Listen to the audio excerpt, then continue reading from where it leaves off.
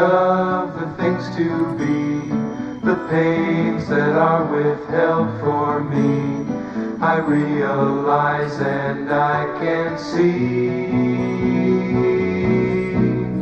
that suicide is painless. It brings on many changes, and I can take or leave it if I please. The game of life is hard to play. I'm gonna lose it anyway. The losing card I'll someday lay. So this is all I have to say. Suicide is painless. Suicide. It brings on many changes, and I can take or leave it if I please. The sword of time will pierce our skin. It doesn't hurt when it begins, but as it works its way on in, the pain grows stronger, watch it grin.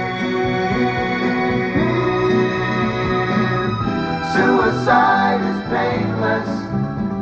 It brings on many changes, and I can take or leave it if I please. A brave man once requested me to answer questions that are key. Is it to be or not to be? And I replied, oh, why ask me? Suicide is painless. It brings on many changes, and I can take or leave it if I please. And you can do the same thing if you please.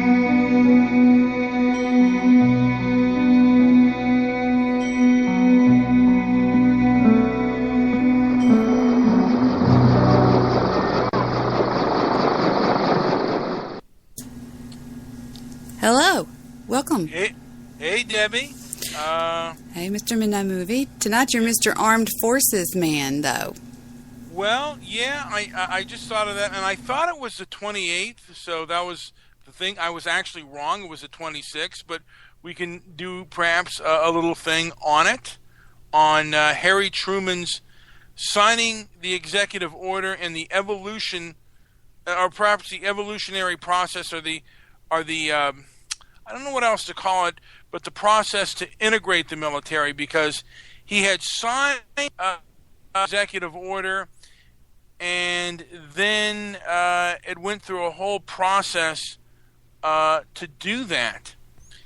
And I believe him signing that order in 1948, it actually split the Democratic Party up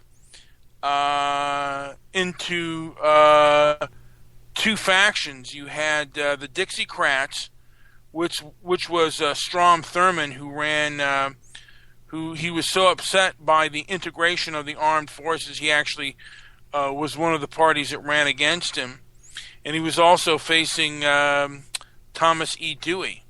And you know, I tried for the best of me to look, because I was researching it, because I wanted to do a documentary about Harry Truman's executive order and the process in which it took to integrate our armed forces. And I was interested in the election of 48, and Harry Truman won by a surprise. It was a surprise election that he won. And I wanted to look at, I never knew what Thomas Dewey's feeling was on that, on the integration of the armed forces. I'm supposing that he was in favor of it. He was governor of New York. So, well, we're going to have some some dialogue from some people, what they think about it. Some of the I gotta let the dog out the thing. Hold on, I'm sorry. I'm so sorry. I forgot about that. Let the dog out. Let the dog out. Yeah, let me hit clear. Now, why is that dog ringing? Oh, because we're potty training her. Anyway, you are? She stays in her crate for 15 minutes and then goes outside for potty. And that way she cannot potty in the house. And anyway, hold on. All right. It's time for Lulu to go out. All right. Okay. If she doesn't potty, put her back in the crate. Okay. Anyway, what was I going to say? I think, let's see, Liz Moore's introduction to the 60th anniversary of the Harry Truman Executive Order. There's that. Let's take a looky and see. You want to see what this says right here? Go ahead. Let's take a look at it. I want to hear Harry Truman. I think this might be Truman talking. Let's take a listen. But this is very, very, very important because prior to the year 1948, blacks weren't allowed in the Air Force, the Army, the Navy, or the Marines. Well, they were allowed, but they had to serve in separate units. They had They had to serve in separate units. And I know that this is just really big. Let's see what this says. You know how we love audio, or I do anyway. Absolutely. Let's take a listen to this. Hello and welcome. I'm Petty Officer Liz Murray. It was a moment that changed the course of American history. July 26, 1948, President Harry Truman signed an executive order effectively integrating the United States military. This week, to mark the 60th anniversary of the signing, Around the Services takes a closer look at what that moment has meant. Master Sergeant George Maurer begins our coverage. African Americans have fought in every major U.S. conflict dating back to the American Revolution.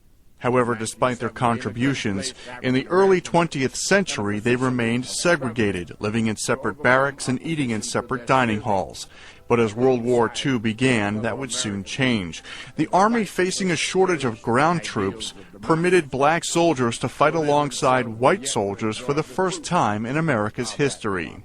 After the war ended in victory, Secretary of War Robert Patterson ordered the U.S. Army to review its racial policies. Out of that review came 18 recommendations based on the principle African Americans had a constitutional right to fight. Still, the review didn't recommend fully integrating forces, concluding that would be too radical a step from where the rest of the country was. Eventually, President Harry Truman stepped in and took action. On July 26, 1948, he signed an executive order effectively integrating the United States Armed Forces. The order stated, "It is hereby declared to be the policy of the President that there shall be equity of treatment and opportunity for all persons in the armed services without regard to race, color, religion, or national origin." The order, though, did not result in quick change. But little by little, African Americans were integrated throughout the military.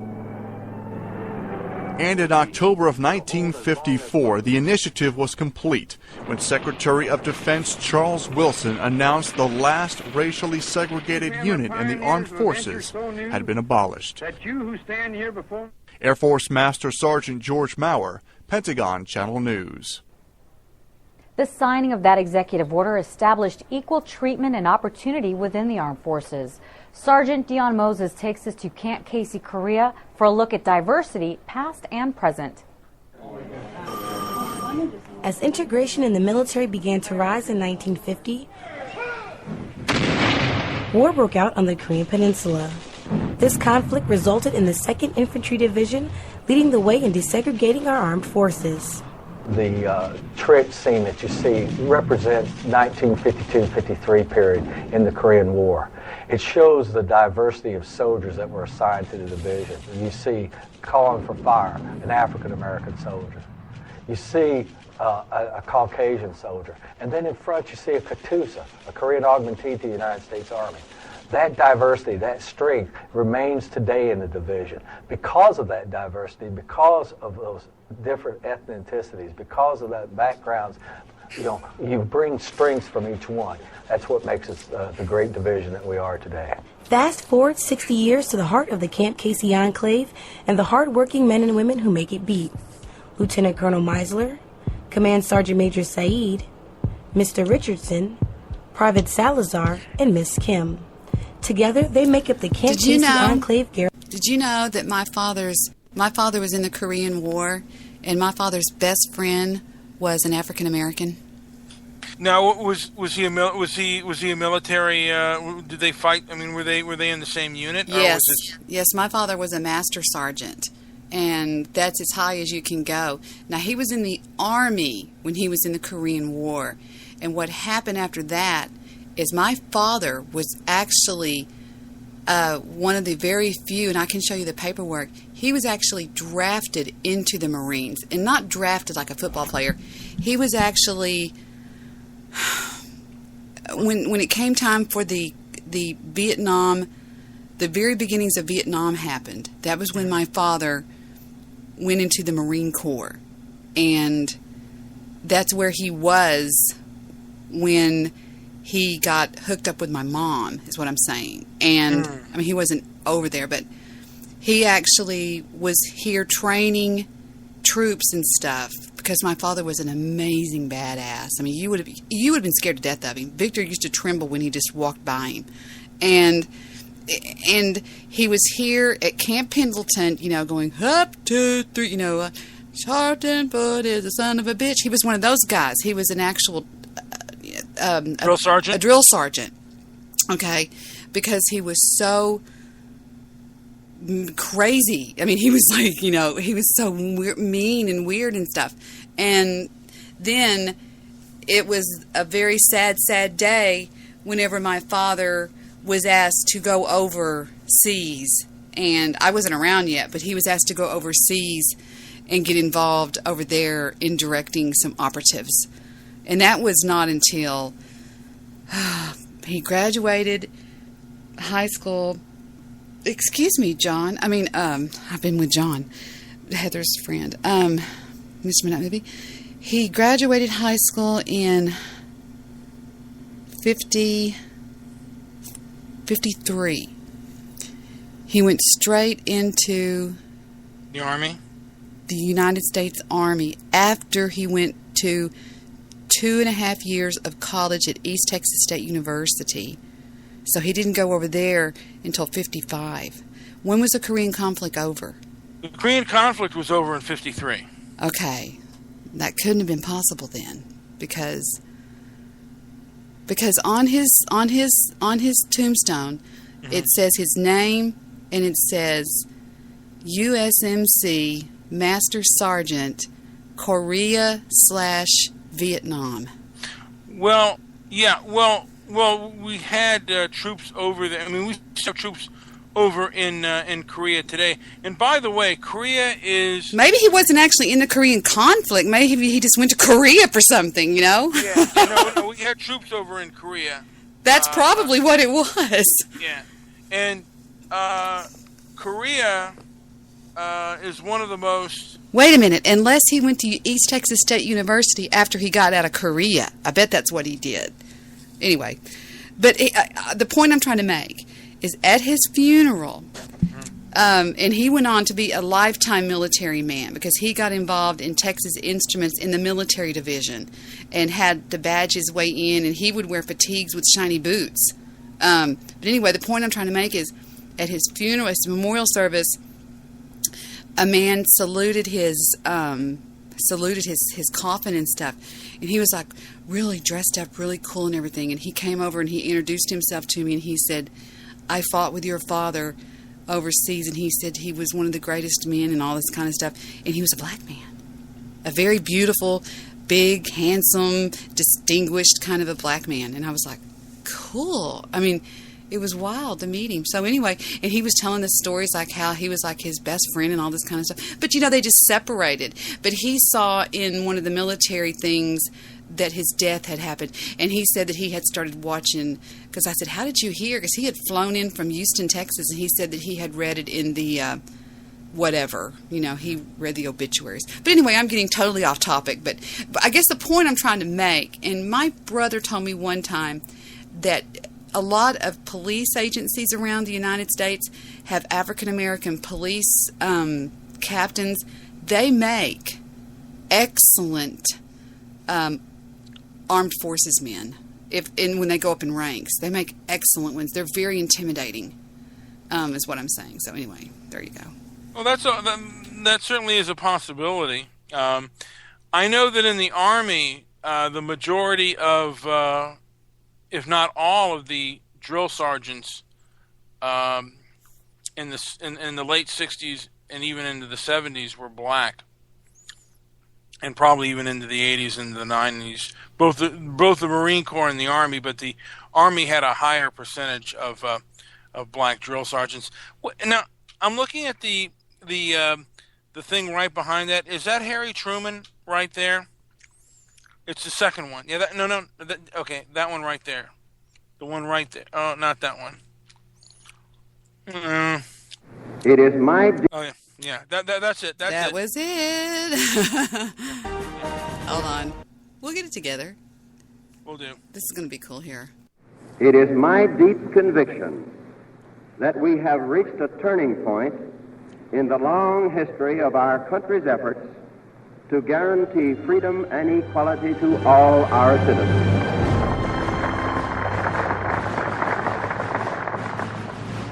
President Harry Truman addressed the National Association for the Advancement of Colored People on June 29, 1947. He foreshadowed a coming age of significant changes in the controversial area of civil rights for blacks. A year later, he made a decision. Thank you, college boy. Let me tell you something. Now, didn't the Black Panther Party have a huge problem with what they called black infantrymen being sent to the front lines in Vietnam? They had a huge problem with it. They protested about it a lot. Yeah. And the 60s. Well, the 60s was quite a bit different than the 50s. I think there were protests against the Korean War, somewhat, but actually, you know what? I don't think there probably were hardly any, if any.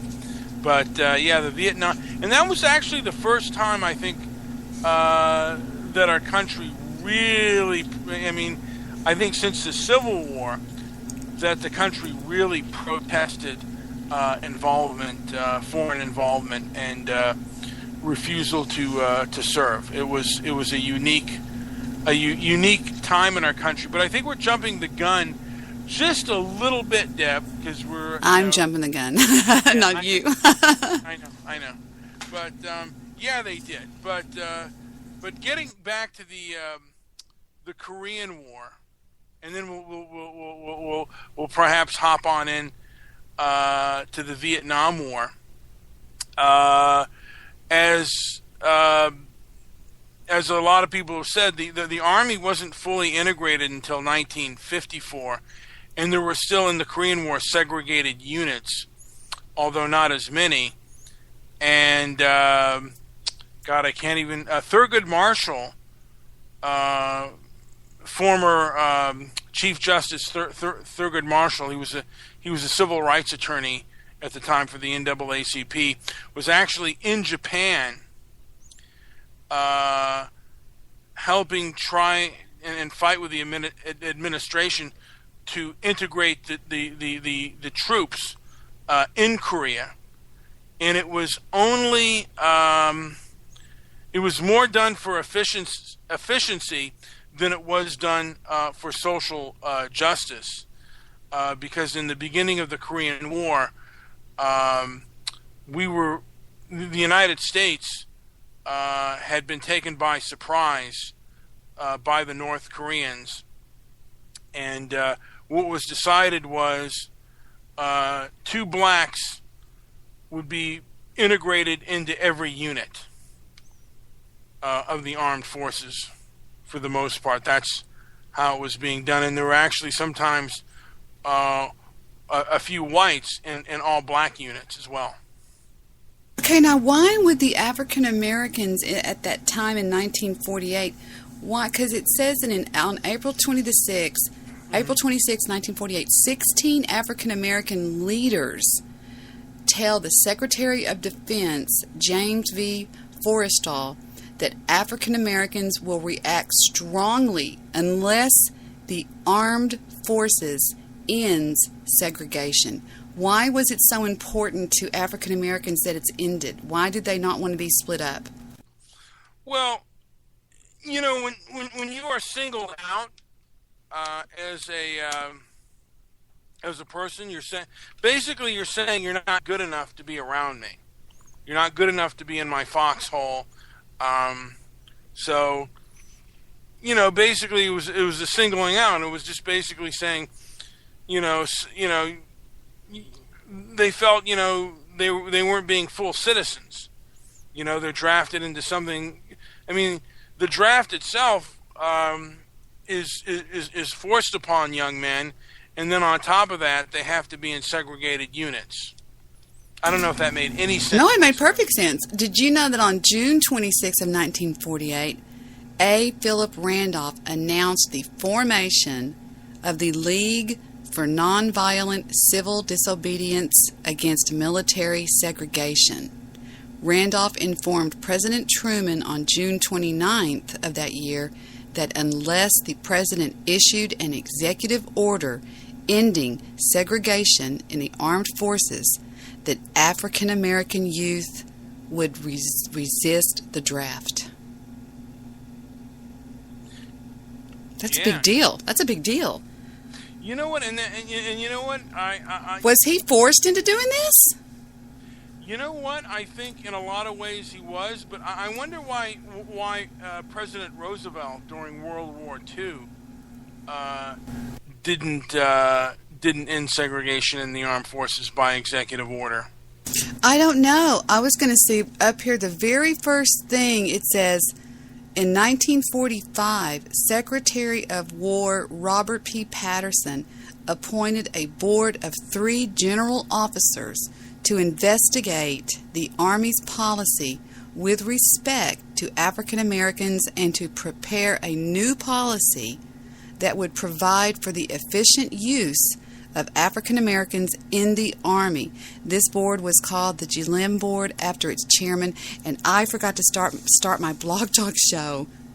You want to start it now, Debbie? I need to. So I need to mute us on the Spreaker board so that they won't hear it go Blog Talk Radio. So let me play one little quick something or other, and I know what I'll play. The only thing I have that's really kind of got a military feel to it is it's called Abraham, Martin, and John. There it is. It's not really military, Debbie. Yeah, it is a little bit. Watch. It really kind of is. I'll show you what I'm talking about. It's got a stuff in there. Hold on, Jewish producer. I just sent something. How about? I was going to say, how about what's that song? Just trust me on this a little bit. I know I've heard that song before, but I was going to say Green Berets. Nice one. Even better. Jewish producer, you're welcome anywhere we are, unless I have to go to the ladies' room. And he's welcome there too. Yeah, he probably goes there anyway. No. Oh, here we go. Oh, my father would die. Okay. Here we go.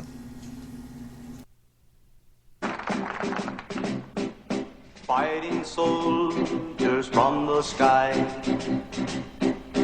fearless men who jump and die, men who mean just what they say, the brave men of the Green Beret, silver wings upon their chest.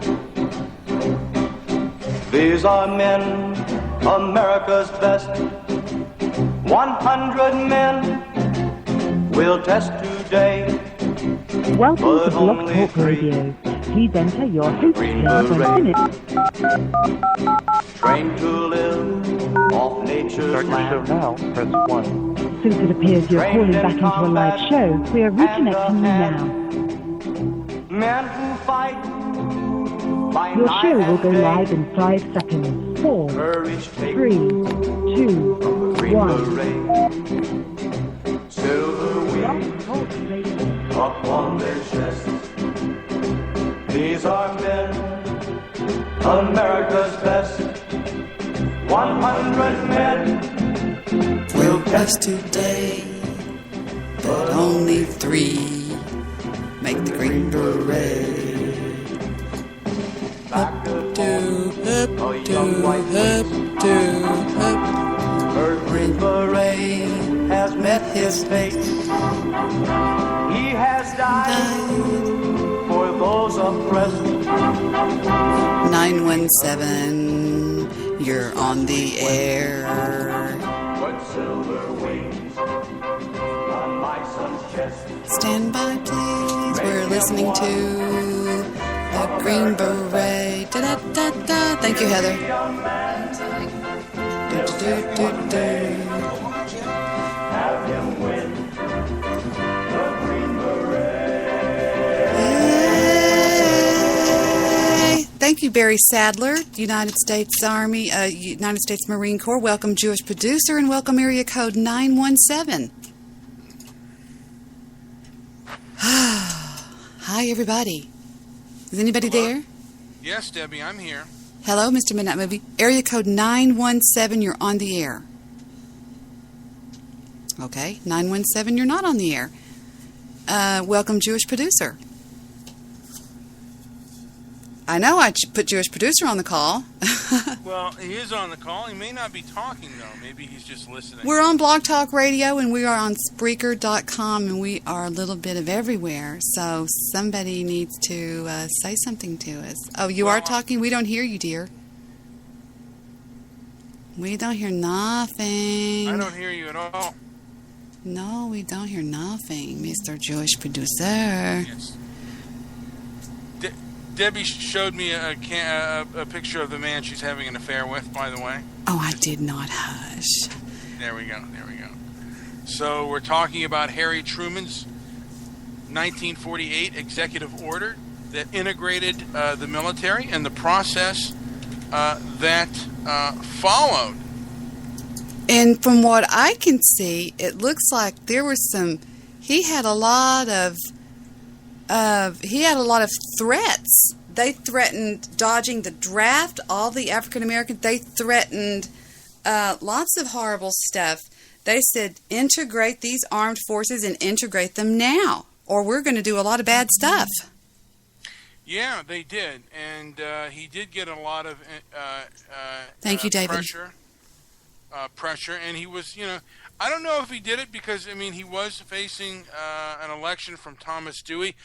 I've never known what Thomas Dewey's feeling was on the integration of the armed forces. I do know that when he signed the executive order, the Democratic Party split into the Dixiecrats with Strom Thurmond running against Harry Truman and the Dixiecrat Party. Did you say Thomas Dooley? D-O-O-L-E-Y? Tom Dewey. Dewey. D-E-W-E-Y. Nope. It's not on our page that we're looking at. Well, he ran against him in 48. Did he? Well, oh, okay. Yeah, it says right here that a lot of stuff was going... Thank you, David, by the way, for that report, for that mic check. So this all started up in 45, and finally 3 years later it was ordered. The report from the Gillum Board, which the Gillum Board was the people that were brought together in 45 by Secretary of War Robert Patterson, that said, okay, look, let's just do an investigation and tell me what's going on. Do we need to do it? So the Gillum Board held its first meeting in October of that same year and reported that, quote, the utilization of Negro manpower in the post-war Army policy, the Army's future policy should be to eliminate, after all of our studying, it would be best to eliminate at the earliest practical moment any special consideration based on race. The report, however, did not question that segregation would continue to underlie the Army's policy toward African Americans. Secretary of the Army Kenneth Royall that same year, in 46, in April of 46, characterized the policy recommended by the Gillum Board as equality of opportunity on the basis of segregation. And now listen to this. In July of 46, 2 African-American veterans and their wives were taken out of their cars and shot to death by a white supremacist group, and their bodies contained 60 bullets each. Yeah, that's not good. That's not good. That was sort of a little... I'm thinking that this was not a happy time in the armed forces. I'm thinking that the whites did not want this or something. Is that the feeling that you're getting? You know what? I mean, it's hard to say what the consensus was among the majority of Americans. I mean, Harry Truman did win, despite having 2 opposing parties. Although, like I said, I don't know I know what his Dixiecratic opponent stood for, but I'm not sure what his Republican challenger thought of the integration of the armed forces. Also, he faced a far left opponent in the name of Wallace, and Wallace actually, there are people who think that he was actually a communist agent. And he almost got picked as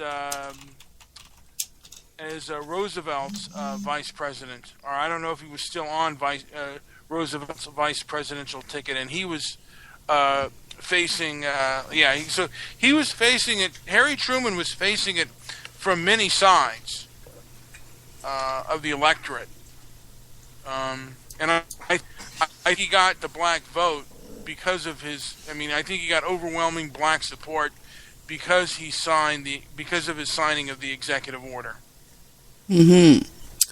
Okay, here are some of the consensus reports beginning in 1945 to 1960. WW2 and its aftermath, dropping the bomb, the consensus there, the nuclear fallout shelters.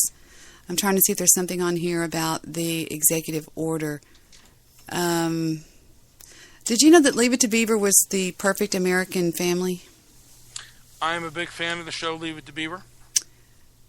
And starring who as the Beaver? Jerry Mathers, right? Yeah.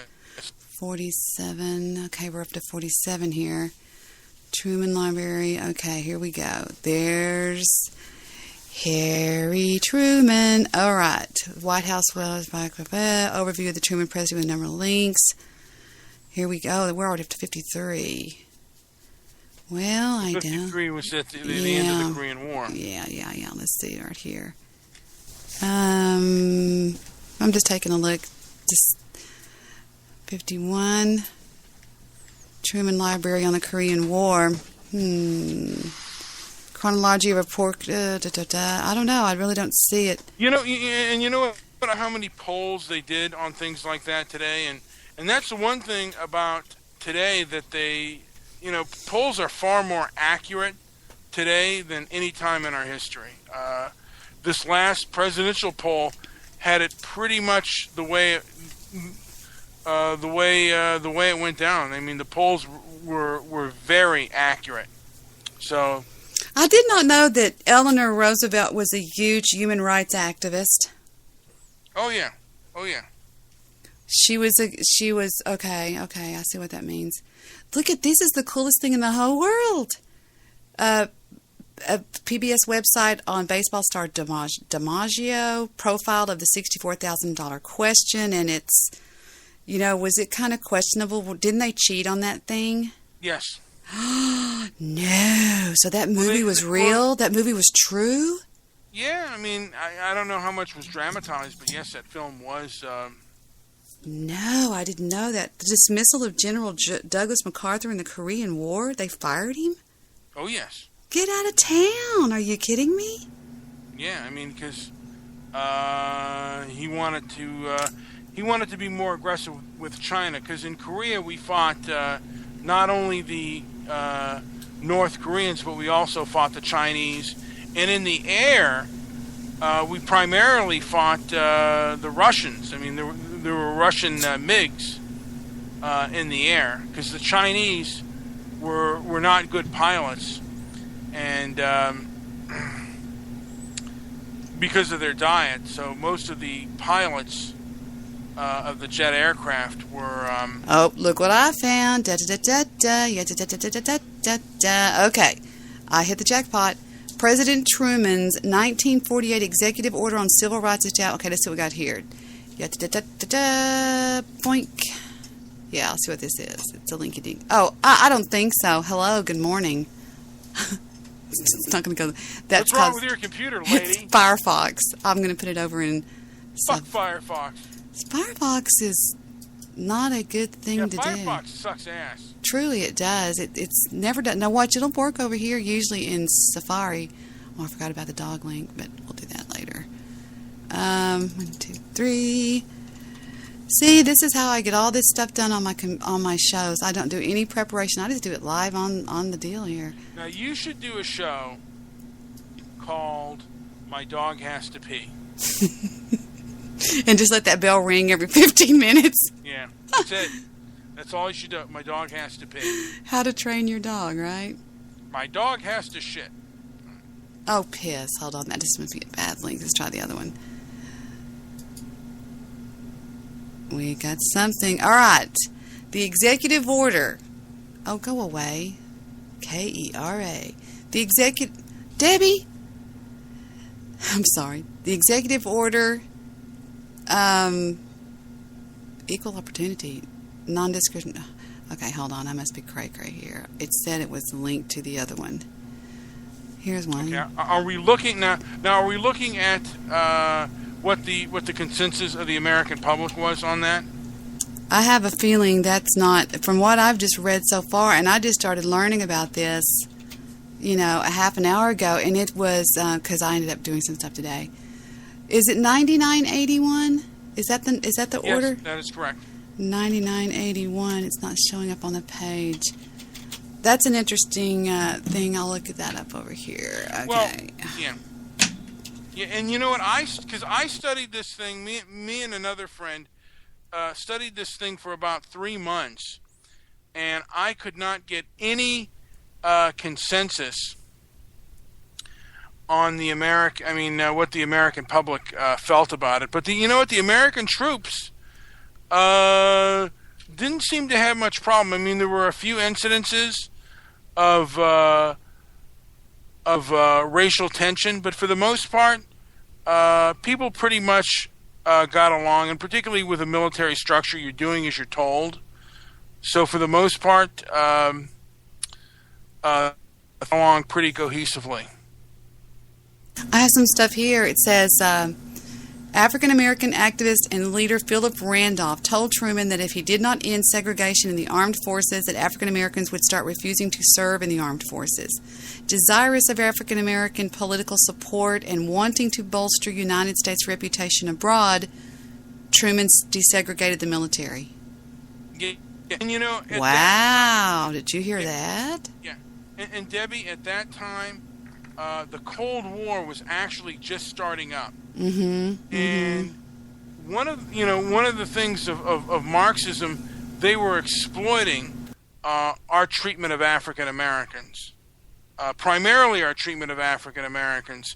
They couldn't do it with Indians because there wasn't enough of them, but they exploited the mistreatment of blacks or African Americans in our country, and that was one of the reasons why we did what we did with the armed forces, and also probably a big reason on the selling point of the 1964 Civil Rights Act. I just jumped ahead of something right here. We got lots of good stuff here. Let's see. Desegregation of the United States military. It looks like to me everything. Here we go. If I was going to give my consensus on what I've read, it says that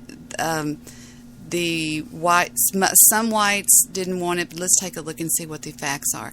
African Americans fought in World War II for what President Franklin Delano Roosevelt called the 4 essential human freedoms. But at home, African Americans faced segregation, racial violence, and deprivation of voting rights. When the United States and the rest of the world discovered the full extent of Nazi Germany's genocidal plan against Jews, white Americans became more willing to examine their own country's racism. Meanwhile, returning African American veterans became determined to root out injustice in the United States. In this context, the desegregation of the military took place in 1948. After the end of the war, Truman placed civil rights high on his political agenda. While many Americans were reeling from the revelations regarding the Nazis' Holocaust, Truman was already... I didn't realize the Holocaust was that recent. I must be an idiot. While many Americans were reeling from the revelations regarding the Nazis' Holocaust, Truman was already looking ahead to the near certain conflict with the Soviet Union. If the United States was going to convince the nations of the world to align themselves with the Western democracies, in particular the United States, and reject socialism, then the United States needed to rid itself of racism and begin practicing in earnest the ideas of let freedom ring and everybody's treated the same, right? So in 46, Truman established a committee on civil rights, which reported back to him in 47. The committee documented civil rights violations and racial violence and urged Truman to take steps to rid the country of the disease, quote unquote, of racism. One of the points that the report made was that African Americans who were in the Army did so in a racist and a discriminatory environment. That's interesting. So Harry Truman, basically what's being said here is that Harry Truman had three things that were working. I don't want to say against him, but are the United States had three obstacles, are three sections that helped cause this. Number one, the World War II's revelation that the Holocaust had taken place, and that this was something that could happen. Right, and they wanted to align with the Soviet. They were scared to death of the Soviet Union. Of the Soviet Union, and the Soviet Union at the time was exploiting our racial treatment of blacks, and we still have that today. I think we still have many Marxist beliefs in this. I mean, I think Mr. Midnight Movie. I watched a documentary the other day that took. Listen to me. This is interesting. It's just what you just said. That said that in Britain, blacks are not, I repeat, not treated anywhere near what they're treated in this country. They say over there, the big quiet joke that they whisper is that we're just as bad as we were back in the 60s, except we just can't do what we used to do. We can't make them ride at the back of the bus. I mean, this is not me talking. This is what they just said on the documentary. And I was... In Britain. Yes, it was Britain. They all talked like Zeki. They were like, oh, no.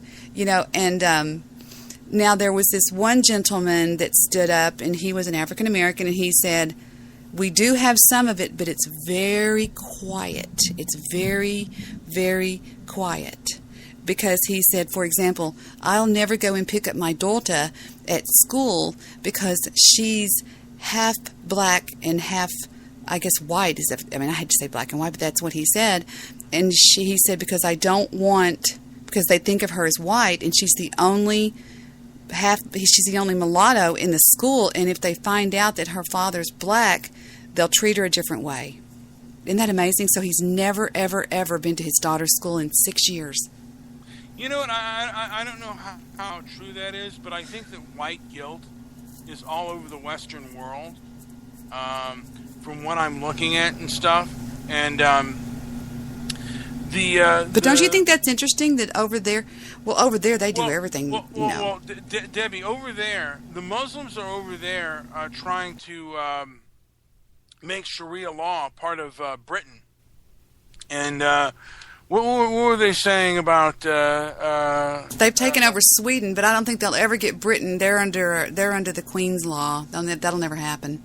You might very well be right, but I know they have the BNP, right? And they have the EDL, the English Defence League. they have taken over Sweden. The number one crime right now, and I have a best friend that lives in Stockholm. Stockholm? Yeah. Is that why am I thinking of Stockholm syndrome? Is that hippie? I'm kidding. No, her name's Lotta Åkesson. She anyway, she says that it is rape of the young white girls over there by Muslim. Yeah, and it really is a shame, and they're not obeying our customs over there. And the problem with that part of the world is political correctness is so bad that you can't even say anything. And these are reports that should be out there, out and about. Well, I think this guy was saying that basically in Britain, this was a pretty good... Remember I told you I was doing extensive research on racism and slavery, and I wanted to, when I go on these shows, if they call me to talk, if they tell me to call in and talk, I want to have facts in my head that I know are fact.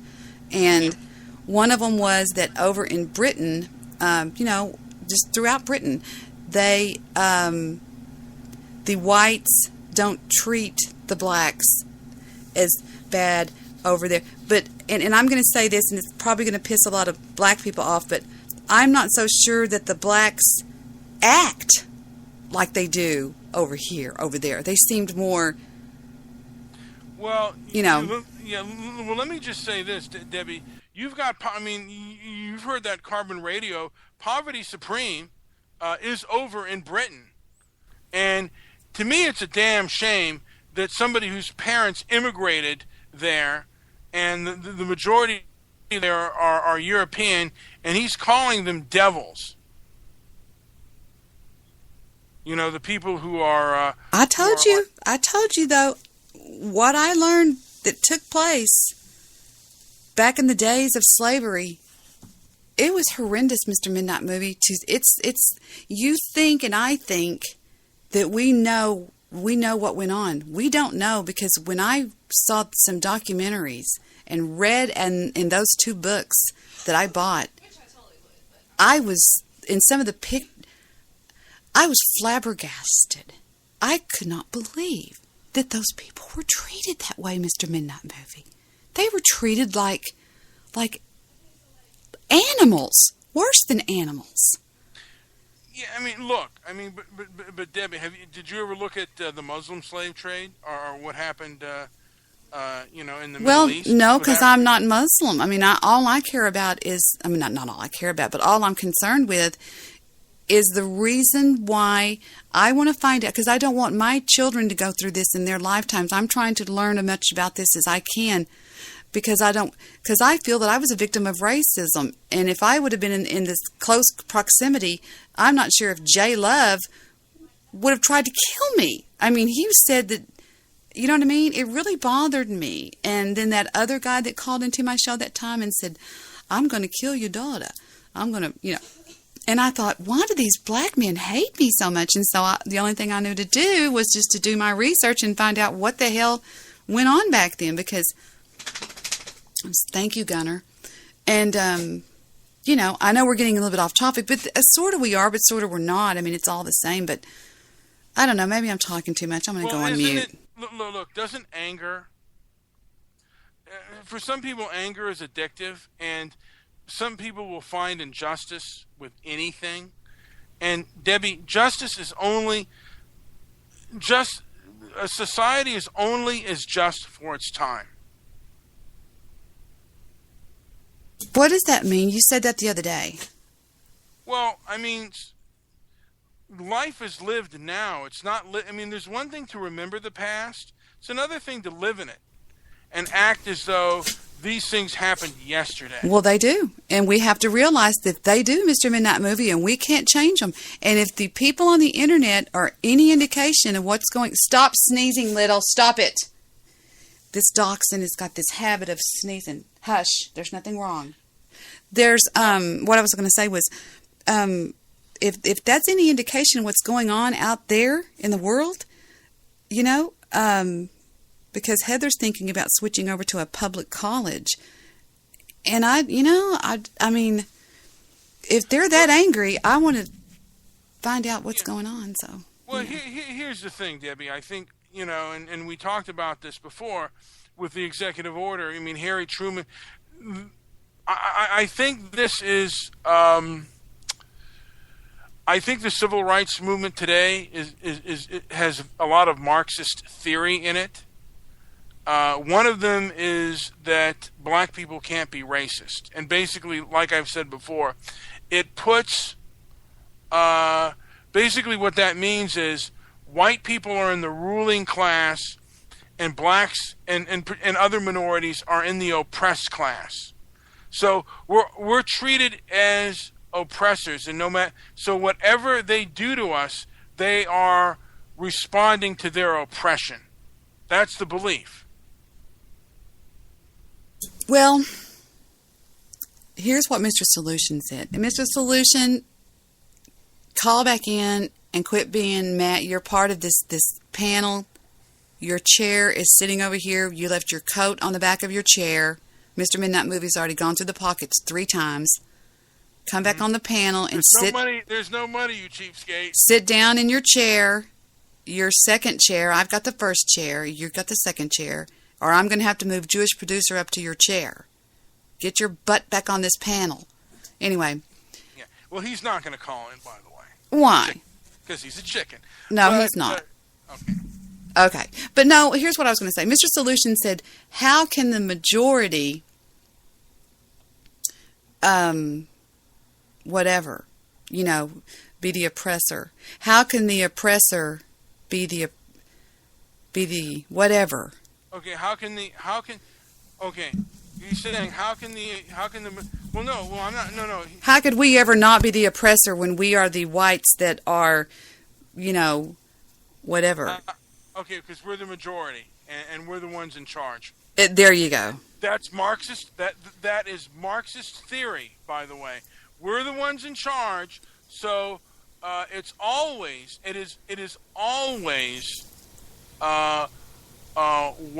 blacks fighting against their oppressive, fighting against their oppressor, and so whatever blacks do, however they behave, it's kind of understood because whites are the oppressor, and blacks are habitually fighting against their oppression,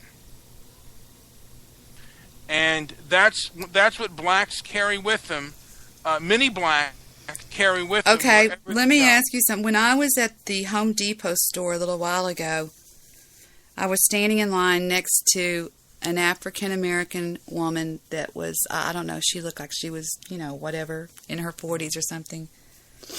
And I thought to myself, as I stood next to her in line, I wonder if she feels that I'm better than her because I have blonde hair and blue eyes. I wonder if she wonders if I think I'm better than her. Well, because my wondering is, do they have that belief that they're oppressed? And that's, a lot of them have that belief. And like I don't believe they're still. Give me what do you mean oppressed in just Mr. Midnight Movie's mind? What is oppressed to you? I mean, I know what the word means, but what do you mean? Well, okay. I mean, I'll point out an example of John Riley Price. He believes that he is fighting for the oppressed, that the whites are oppressive, and whatever they do, and watch, and he's going to point out anything that they do. I mean, he's like the prime. He's like the most prime example, but others do it as well. Of an example of, see what they're doing. Why can't it be a white hole? This is all, or someone saying, why is colored rice called wild rice? Or why is he going cuckoo for Cocoa Puffs? They find conspiracy in everything, and they find oppression in everything, in everyday life. What's this? If it's what Victor showed me. Hold on. This local reactions to John Wiley Price's arrest on Friday for a 17-count, 87-page indictment.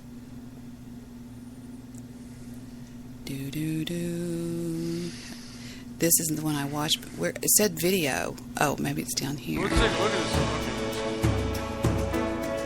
this. Little commercial, I believe, at first.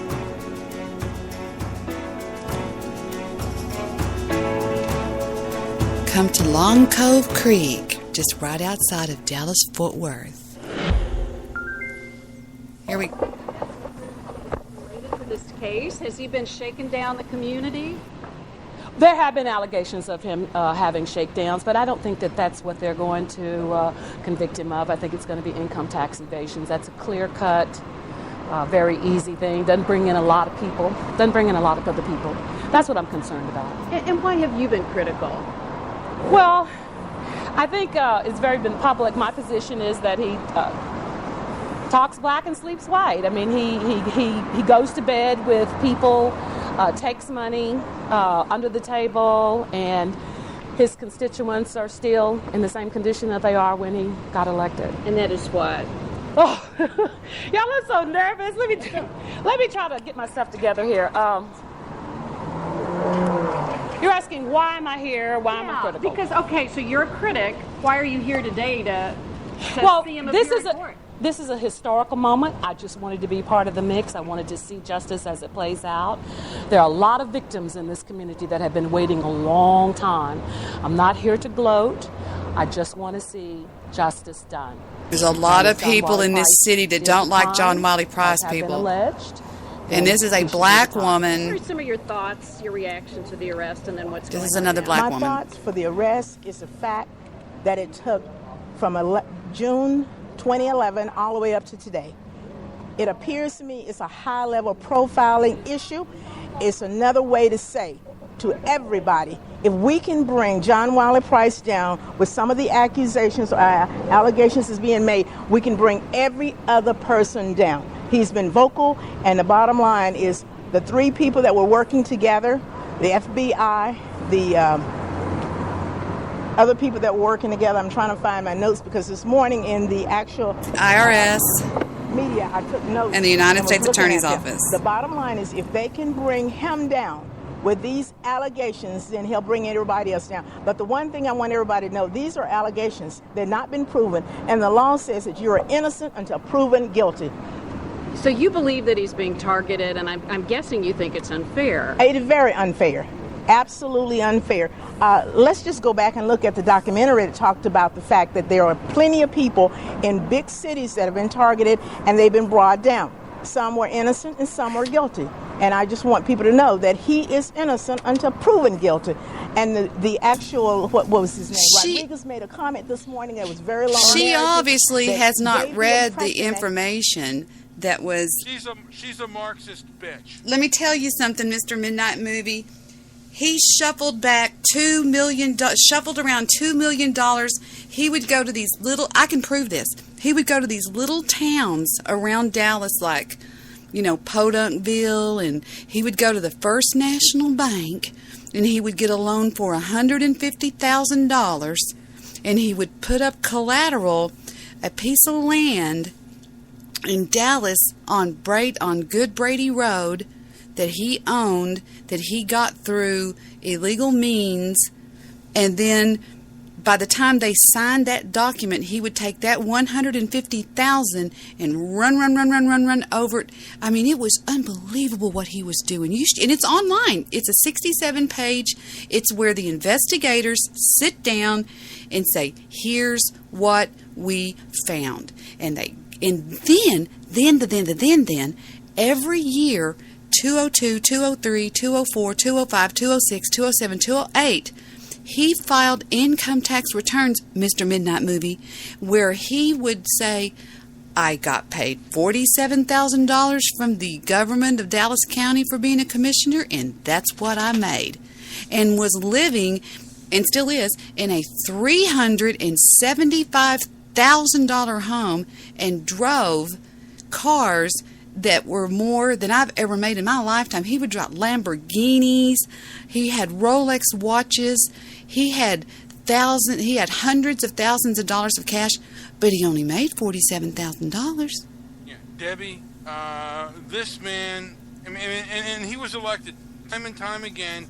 The public knew about him. This was typical corrupt black politician, and it's a real shame because he seems almost Machiavellian. He targeted Vic. He targeted Vic because Victor's brother-in-law put his best friend, his idol, in prison. He prosecuted him. Paul Coggins prosecuted, not Al Sharpton, but the guy. I never can think of his name. He's still in. Well, he died in the penitentiary, in the federal penitentiary, because of all of those real estate dealings that he did on I-30, and he's never. And Victor knew that John Wiley knew that was Victor's family, and he targeted Victor because when he took Victor down. Victor got back up, but he took Victor down. He stripped him of his license. John Wiley did it because he fought to maintain control of the bail bond board. He sits at the top of the bail bond board. He's the king. He's the chairman of the bail bond board. And every 24 licensed bondsmen in the Dallas County had unpaid former bail. They're called judgments because when you skip court and don't go to court, they file a civil lawsuit against you. Okay, it's not it has nothing to do with your criminal case. It's a civil lawsuit, and Victor had 2, and all the other bail bondsmen had up to 20 and 30 each. Victor had 2 in Ellis County that he didn't know about, and they didn't suspend it. John Wiley revoked Victor's license after 28 years in the business. Okay, I wonder if he's prosecuted, if Victor could sue him for selective prosecution or selective enforcement. And I don't know, but you probably could. He probably could. But also, he looked at Victor and he said, "I'm going to make an example of what these other bail bondsmen better not do." And not only that, Victor was the only Latino bail bondsman in Dallas County. What race were the rest of them? 22 white. One of them was Italian, and one of them was black. No, yeah, I'm correct. Absolutely correct. And Victor's biggest... See, Victor was number 1, and number 2 was called Delta Bonding. John Wiley Price is secretly a part of Delta Bonding. He sits in there. He gets the money. Because, you know how we know? Victor put a private investigator on Delta Bonding about 2 years ago. And when they would take a hotshot car in on bond, like a Mercedes, about a week later, John Wiley Price would be driving around town. So, Victor was a victim of John Wiley Price. He seems like he was a victim of selective enforcement. By John Wiley Price. Yeah. But there was a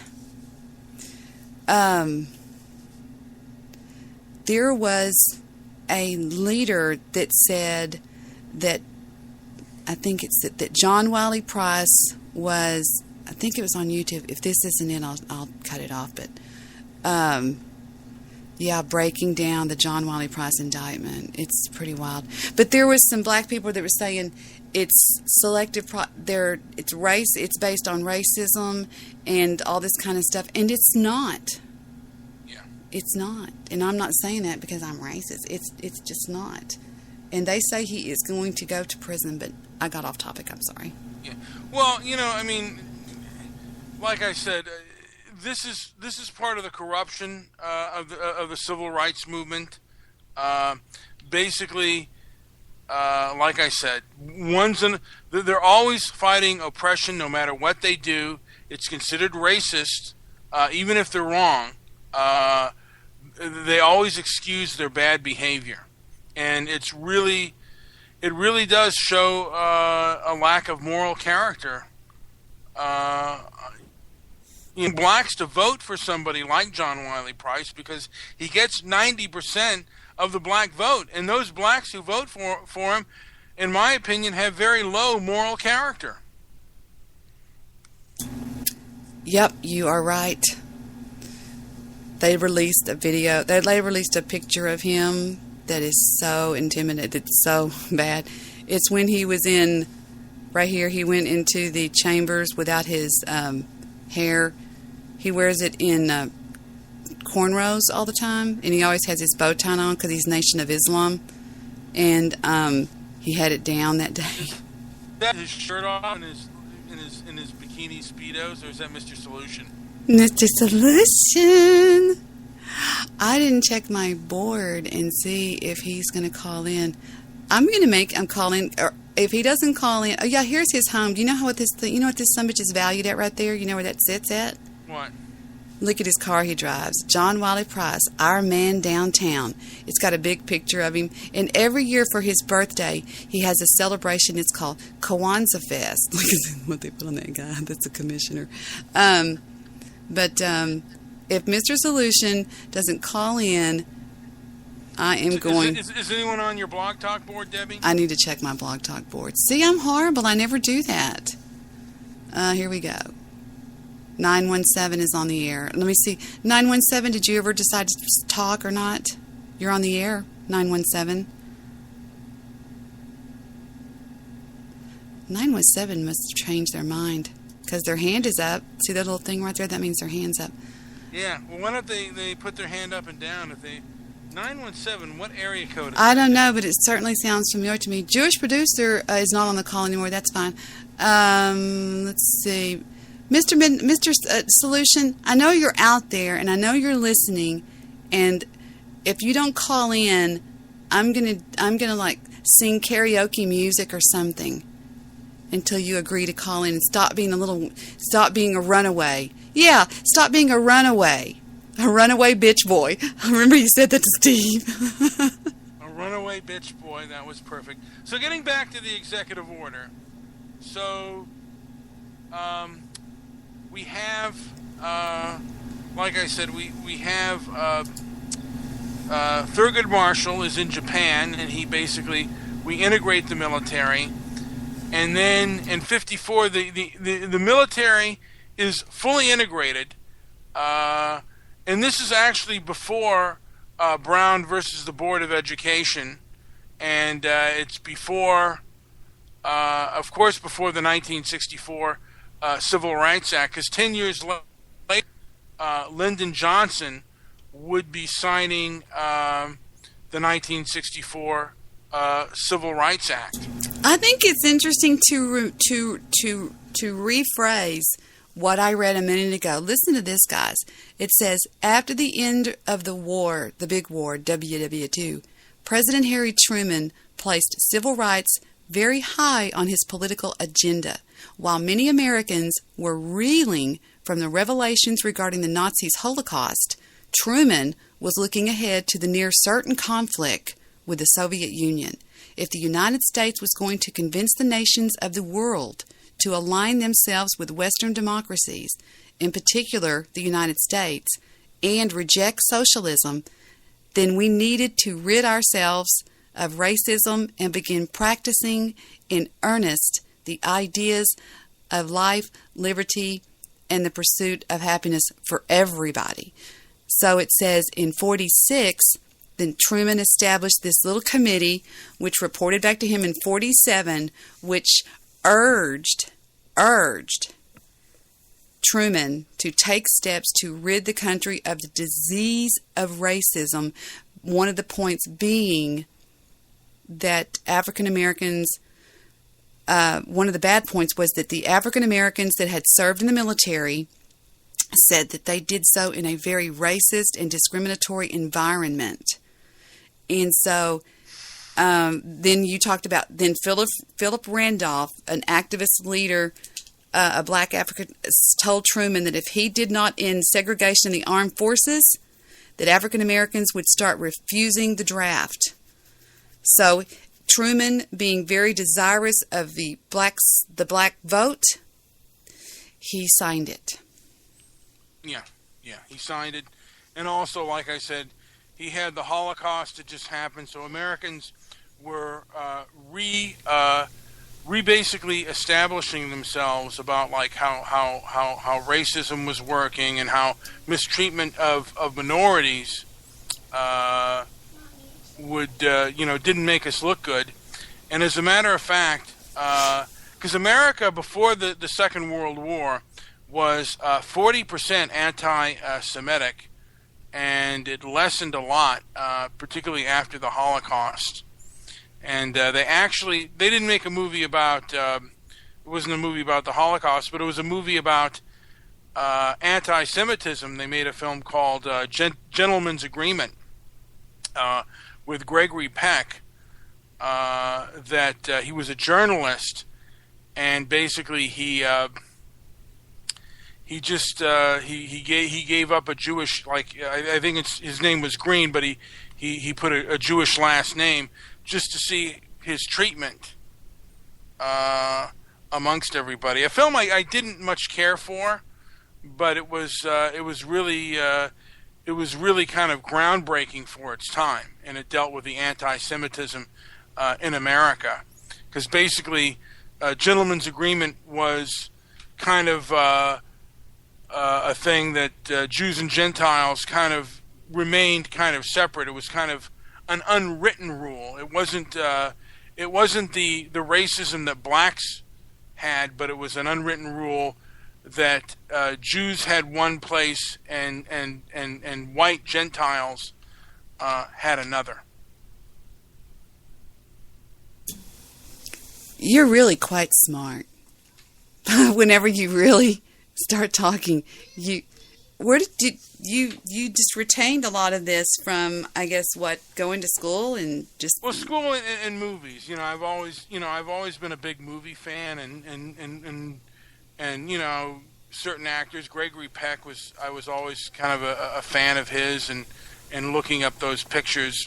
Let's take a listen to this. This is 31 seconds long, and it's Malcolm X advocating something. Let's see what this is. Could be off topic, but we'll take a listen. I love listening to him talk. What would these guerrillas do once they were in these states? Well, one of the things that they could do, they could see that the federal government had to intervene. Since Jim Foreman and others there have not been able to get government intervention with peaceful methods, we feel that we can send in enough brothers into that area to carry on a campaign of terror against the Ku Klux Klan to the point where the government would have to intervene itself and occupy the state of Mississippi. That's the first. Gee, that was pretty damn radical. I never heard that before. I never had either. A black guerrilla army. Yeah. They tried that back in the 1600s, and it just didn't work. They just couldn't get away. They tried and tried and they succeeded in Haiti.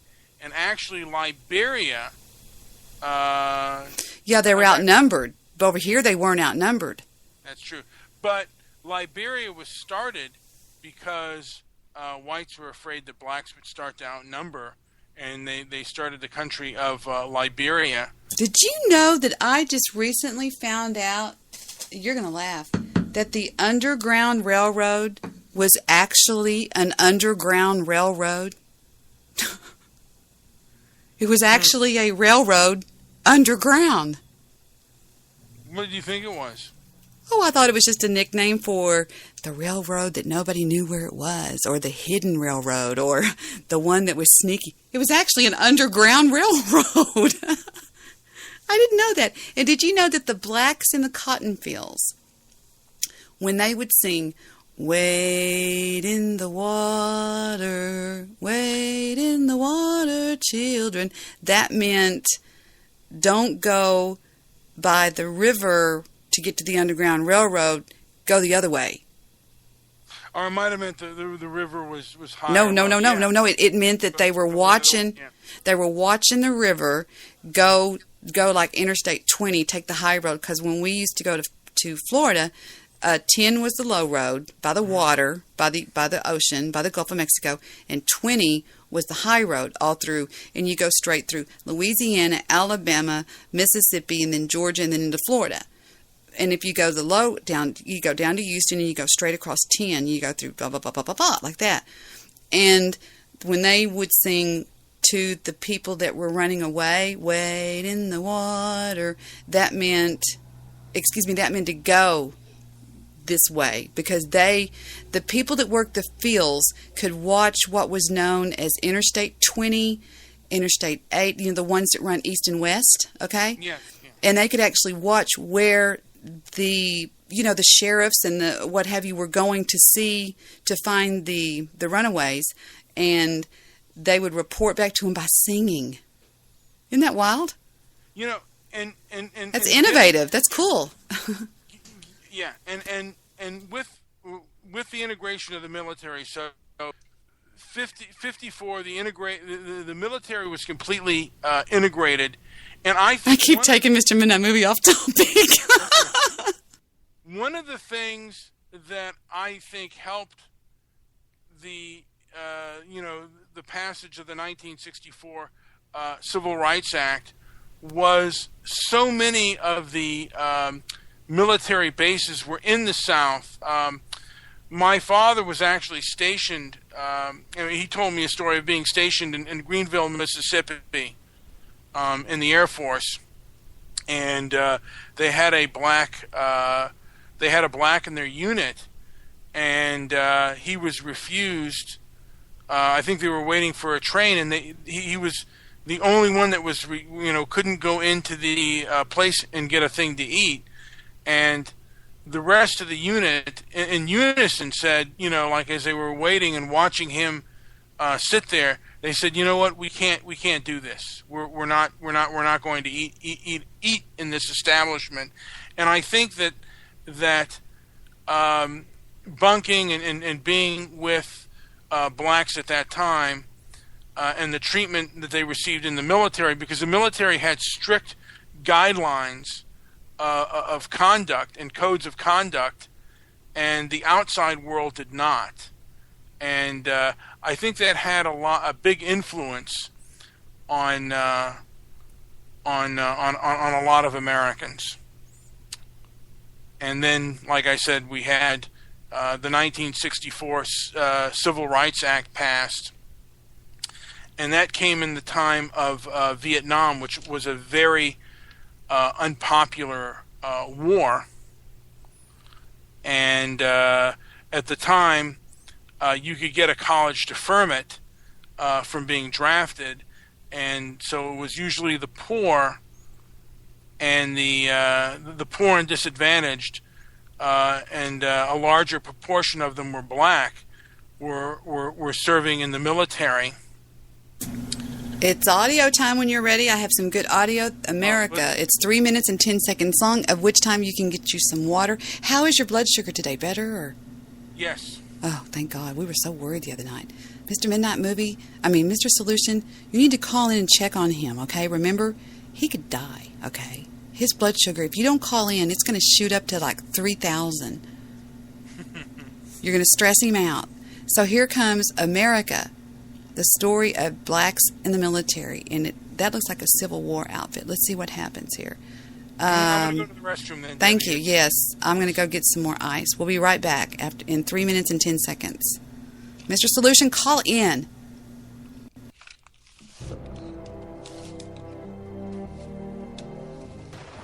It is a unique experience that African Americans have had in the military in America. African Americans fought for the country even before it was a country in the pre-revolutionary period. And every time in the course of our first couple of 100 years that we had a conflict and we called upon all citizens, black citizens as well, to serve, blacks stepped forward. The Army played a significant role because in many ways the Army was the first place that blacks and whites began to have to stand together and represent the same idea, even though they were in segregated barracks. They were fighting for the same cause. And somewhere along the line where your lives are on the line together, some of the social barriers began to come down. The experience of World War II helped pave the way to the civil rights movement in several different ways. For one thing, there's a deliberate movement among the cultural elites, the political elites, to respond to Nazism and the whole ideology of Nazism by taking seriously the resemblance between Nazi theory and American practice, the segregation of blacks in the South, the racial laws, and so on. And you have a burgeoning black-led civil rights movement moving for what's called double victory. Victory in World War II, but also victory over Jim Crow at home. During the 1960s, that shared experience during World War II was a very powerful motivation force for the people marching in the streets. That's not to say that it was easy. If you look at the people who were attacked by police dogs and hosed down in the street and beaten and killed during this time, it was a painful and torturous period in American history. But at the same time, probably came about sooner than it would have because of World War II. A soldier had to look at a soldier and say, I fought next to you, I was wounded next to you, I saved your life, and you're saying that I'm still a second-class citizen? So I think that soldier to soldier, eyes were open and said, I can no longer hold these prejudices against people who fought next to me on the battlefield. And after World War II, a lot of pressure was put on President Truman. A lot of people looked in the mirror and said, this is not right. Recent events in the United States and abroad have made us realize there is no justifiable reason for discrimination because of ancestry or religion or race or color. But we kept fighting when asked to fight in order to show we could. And if I can be a good soldier, why can't I be a good doctor or a good lawyer or a good bus driver or whatever I choose to be? It can no longer be defined by the color of my skin. That's Mr. Solution.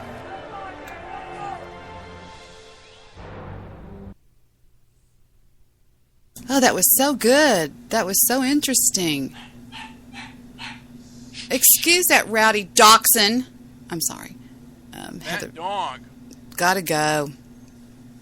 Oh, you got a dog out to the bathroom? No, that's where she's going right now. Her bell went off a little while ago.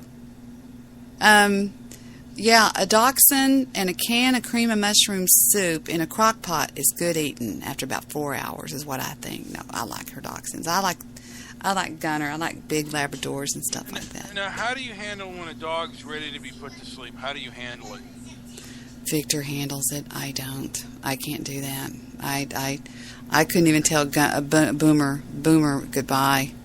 I was just like, just walk off. I don't want to think that. Little baby, you sure are making a lot of noise, little baby. So you're not there when they like if they go to inject. Like, come in, little baby. Hell to the no. I did one of them, Sandy. Is my door locked, Tinky?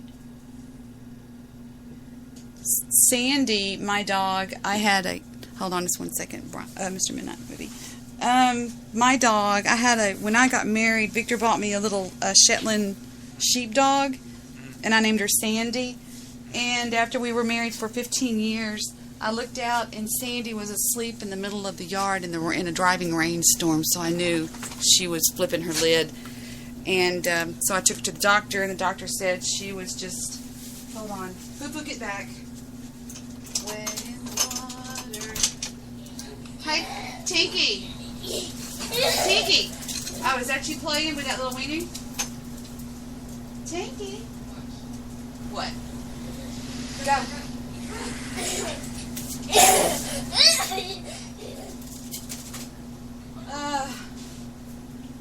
Dachshunds. Good for... What are they good for? Absolutely nothing. Say it again. Okay, I'm back. I am back, Mr. Midnight Movie. This is a good show. I love shows where I learn stuff. I love to learn. Me. Learn. That was cool. America, the story of blacks in the military. It was only 3 minutes long, and it's on the History Channel, which does the best documentaries, I'm standing up, in the whole world. And I wonder where that would be cool to listen to, because when I do radio, talk radio, I like to. What is that in my pocket? Oh, my candy. I forgot. I got some candy out there. I love to not only just talk constantly, but I love to add in audio because it gives us the time to. People just get tired of the same, the same voices just badgering on and on and on. But, Mr. Solution, call in. I'm not joking about this. We're going to tag you a runaway. Yeah. So, but, I think this is very interesting. But I think my consensus so far, and I'd like to know if anybody out there is listening, do they agree that I believe Truman signed the Executive Order 9981 under duress? You might be right on that. But I think he was a very noble person. He was I liked him a lot better than Roosevelt. I think Roosevelt is very overrated. He was one of my favorite presidents, Truman. I like those old cantankerous men that were grouchy and they are veterans, and I don't know. Like this guy, we don't even know where Barack Obama's from. I mean, as far as we know, he's a Muslim. I'm joking. But as far as decent is concerned, I don't think his policies were always the best, but I think he was a very decent. He was president during a very hard time. Yeah. Mm-hmm. Yeah, he was. And we were just entering into the Cold War, and it was a. I remember in the movie The Right Stuff, because I loved it. Know all about it. Well, no, I remember in the movie The Right Stuff when the Sam Shepard playing Chuck Yeager, he breaks the sound barrier. Mm-hmm. Love that movie. I love that movie. And a reporter, this was in '48. He goes to call the press, and he says, we can't discuss that. And they go, why? And he goes, well, somebody might find out. And he goes, well, who? He goes, well, the Russians. And he said, I thought they were our ally. And he goes, well, buddy, that's just the way it turns out. I think it was '47. And the Soviet Union was we were starting to realize that these were some bad people.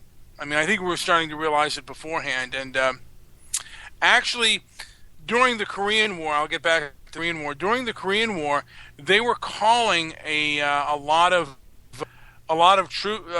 individuals who had served in World War II.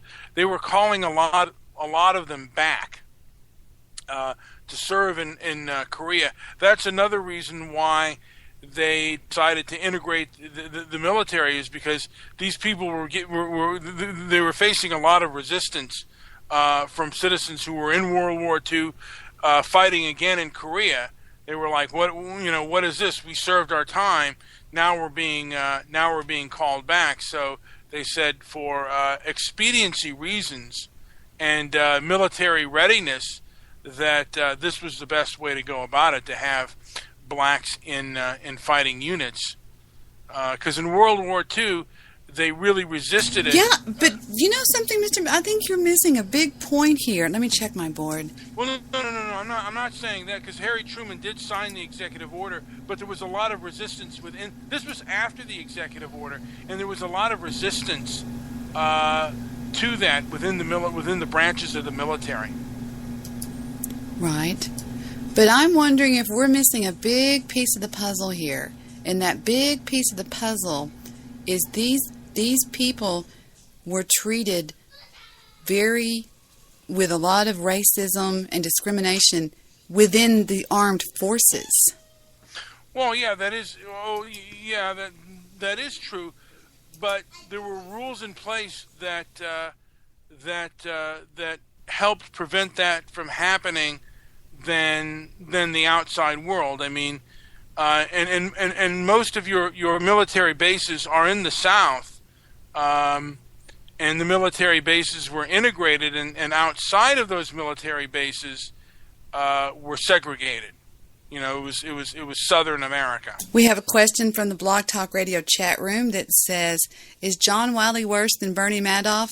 Is New York big? Does a bear shit in the woods? John Wiley Price is about as low as they get. Mr. Midnight Movie, do you dislike black people? No. Did Mr. Midnight Movie ever explain in WW2 that blacks were not allowed to fight in infantry? They were. That is true. They weren't. They were not until the Battle of the Bulge, actually, and they fought in the Battle of the Bulge, and in the Pacific Theater, they fought in Iwo Jima and in Okinawa. But not with whites. Not with whites. I think they may have experimented a little bit with integrated units, but I do know that the first theater of war in World War II was the Battle of the Bulge, because they were taken by such surprise. Would you not agree that we had serious racism going on as late in this country as in the 50s? Oh, even in the 60s. Yeah. So I could be the child of the direct offspring of somebody that was involved in a time when racism, and he was my father was very white and very much from the South, and although we had nothing to do with slavery, and see, that's what I've tried to say, Mr. Midnight Movie, is I think these blacks are mostly, now I'm just guessing, are mostly not mad. Oh, I can understand being upset about what happened during the slave days, but I think they're mostly mad about what went on in this country back in the 50s and the 60s. Well, I mean, after slavery and after construction, there was a period of time that was pretty bad. I mean, during the time of Jim Crow segregation. It's time for tea. I'm sorry, I thought I was muted, Mr. Midnight Movie. I'm sorry. Time for tinkle. Yes, it is. I'm sorry. Welcome to the show, Roll Tide. Roll Tide says this is still going on today. 50s and 60s. Are you joking? Roll Tide, do you mind if I ask you, are you black or white? That sounds really horrible to say, but I'd like to see which. We're talking about tonight the desegregation of the United States Armed Forces, which just celebrated the 64th anniversary. Thank you, Mr. Minette. 64th anniversary of the signing of he's Harry black. Truman. Roll Tide says he has no problem at all saying he's black. Well, welcome to the show, Roll Tide. And we're talking about that's my dog, my basset hound. I have a 50-pound basset hound that lays on her back, and she does all these weird noises, and we call it doing happy dog. Anyway, she just came in from outside. Okay, that's enough happy dog. Anyway, we're talking. Yeah, that's what we're talking about. The desegregation of United States Armed Forces, and what happened back then. That's what we're talking about. So yeah. Can I ask, does Roll Tide like to have his belly scratched? Oh, hush. Foo-foo. I'm sorry. He does or he doesn't? I don't know. I'm not going to ask him that. He said it's a dog. All you got to do is scratch and see if does its lower tail start scratching when you do that? He says, no, I don't. And he did say, Crippus attacks the damn fool first to fall in the Revolutionary War. Do you know what that means? I mean, Crispin Maddox? Yeah, Crispin Maddox attacks... Okay, go ahead. I'm sorry. He was the first person to die. He was a black person, the first person to die during the Revolutionary War. Yeah, I mean, there are all kinds of little historical anecdotes, and a lot of people kind of have dwelled into that. Not much has been said about Harry Truman's executive order and the evolutionary process that happened during that time. So, and not too many films also deal with it as well. The only film that I saw that dealt with kind of the integration of the military, which was direct racism, was... Can you see the chat room, Mr. Midnight Movie, that I've got on a share screen with you?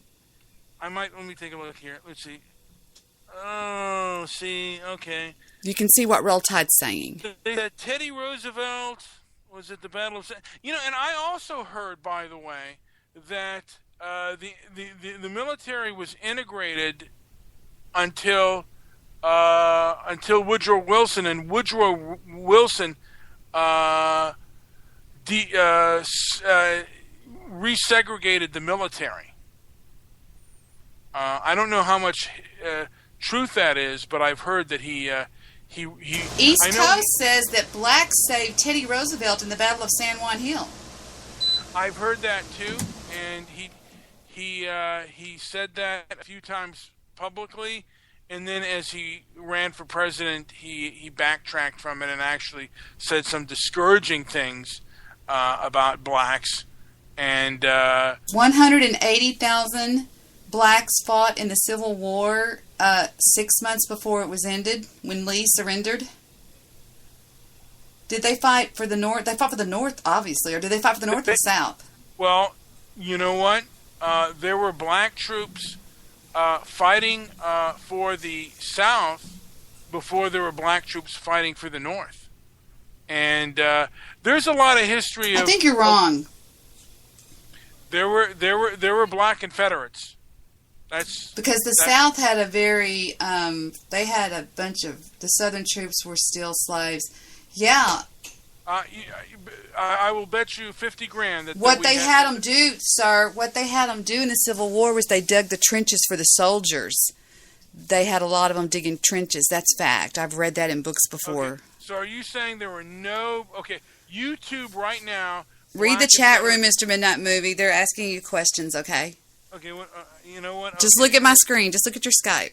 I'm looking at the Skype. My eyesight is. Oh, it says, can you prove, Mr. Midnight Movie, that blacks fought for the South? And if so, they'd like to see the proof. Well, I can only have that proof on there. You know, if you YouTube it or Google, you can Google it or YouTube it. And yeah, I'll Google it. I'll Google it right quick. All right. I don't think they. Hold on just a second. I'm covering up your typing. I can't see you. There were actually black slave owners who raised a militia or raised money for the South as well. You know, I've heard this and I've seen videos of black Confederate troops, and I've also heard that the Civil War. Stefan Molyneux has a thing on Abraham Lincoln, and it talks about the real reason for the Civil War, and it's still debatable whether we actually fought for whether they were fighting against slavery or if it was for textiles and control of southern dollars. There's a lot of debate on that. And I have our answer. It says the issue of emancipation and military service were intertwined from the onset of the Civil War. News from Fort Sumner set off a rush of free black men to enlist in the United States military units. They were turned away, however, because of a federal law dating from 1792 barring Negroes from bearing arms for the U.S., although they had served in the American Revolution War and the War of 1812. In Boston, disappointed would-be volunteers met and passed a resolution requesting that the government modify its laws to permit their enlistment.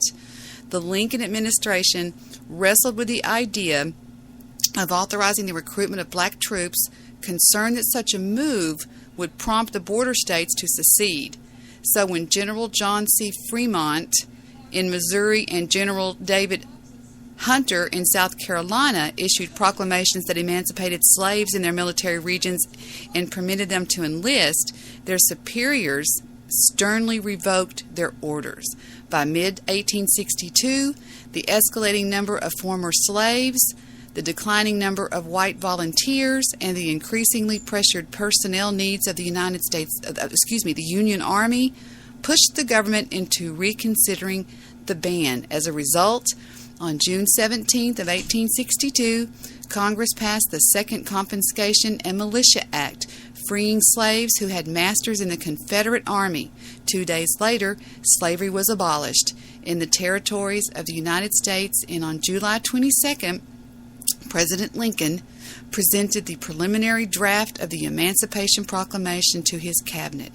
After the Union Army turned back Lee's first invasion of the north of Antietam, Maryland, whatever. I thought it was antiquity, but go ahead.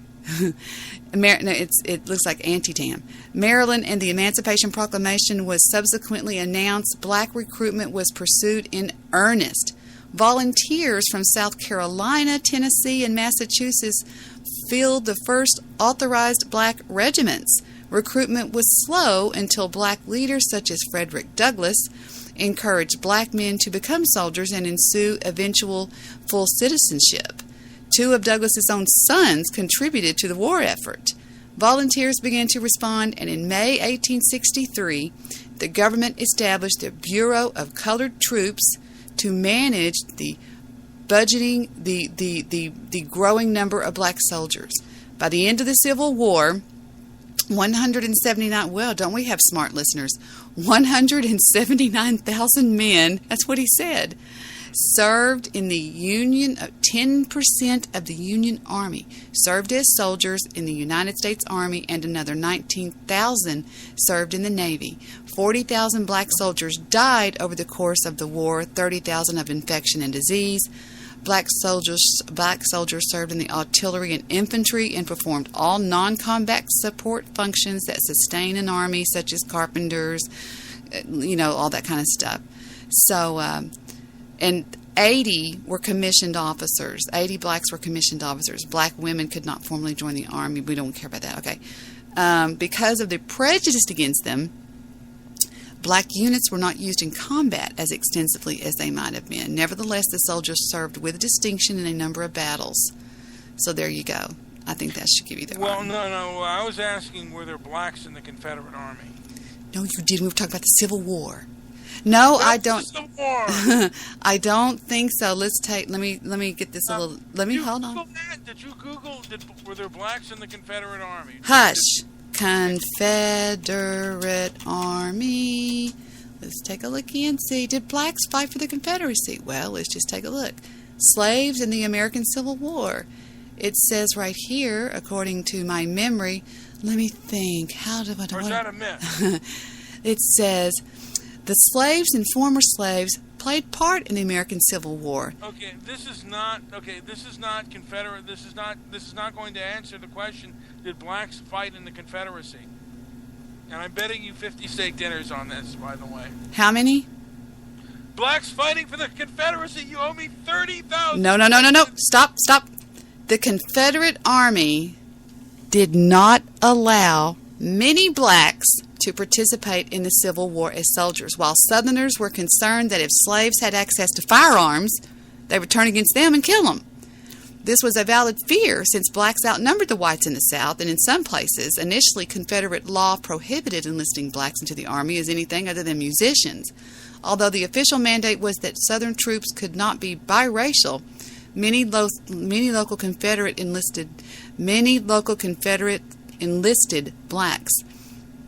The few blacks that fought in the Confederate Army were not listed in record books as soldiers. Instead, they were crossed out, and they were cooks and stuff like that.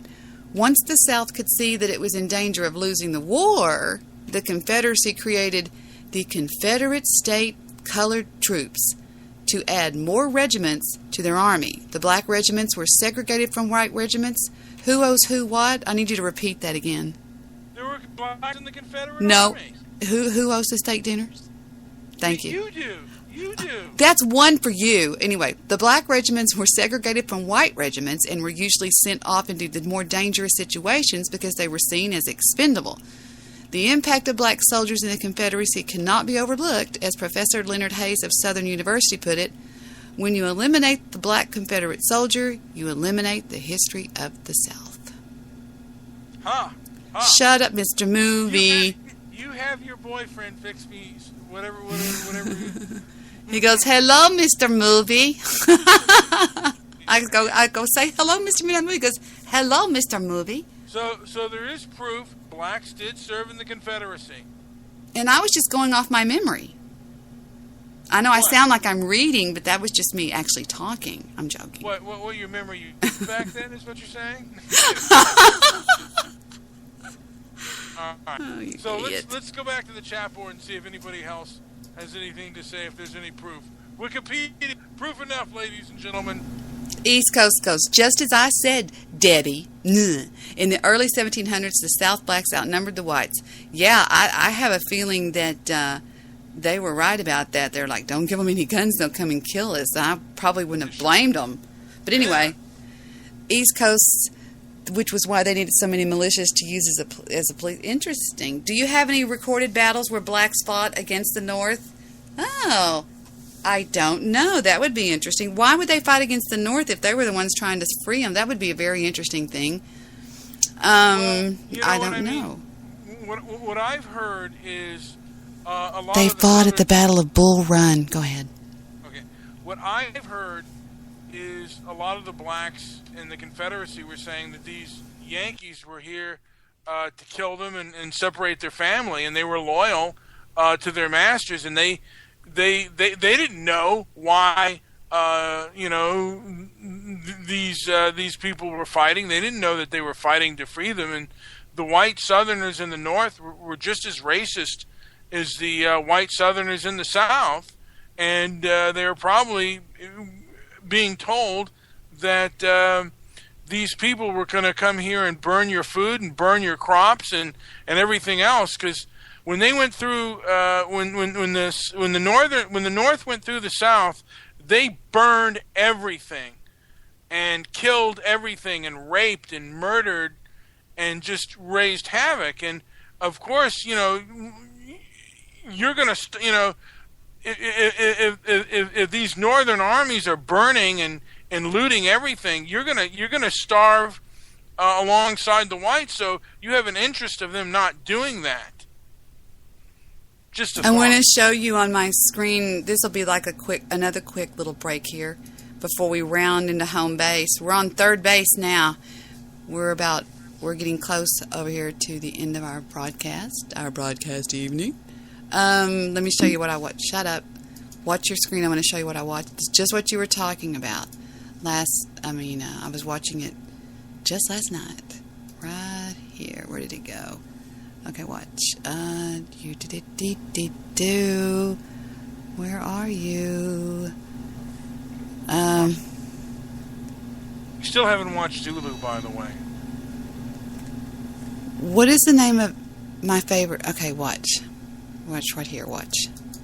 Watch this. Gone with the Breeze. Watch. Okay, now watch.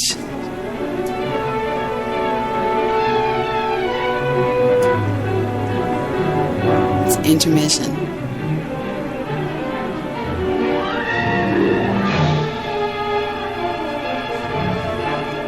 Bump it forward a little bit. Hold on. We'll make this break.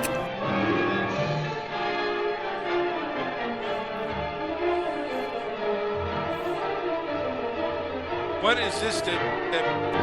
Well, watch. It's fixing to happen right here if this music will stop playing.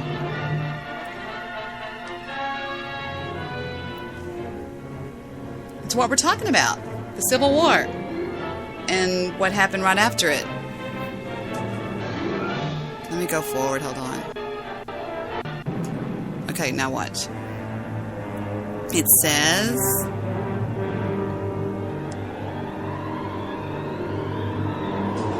And the wind swept through Georgia. And it says... Sherman. And then it says...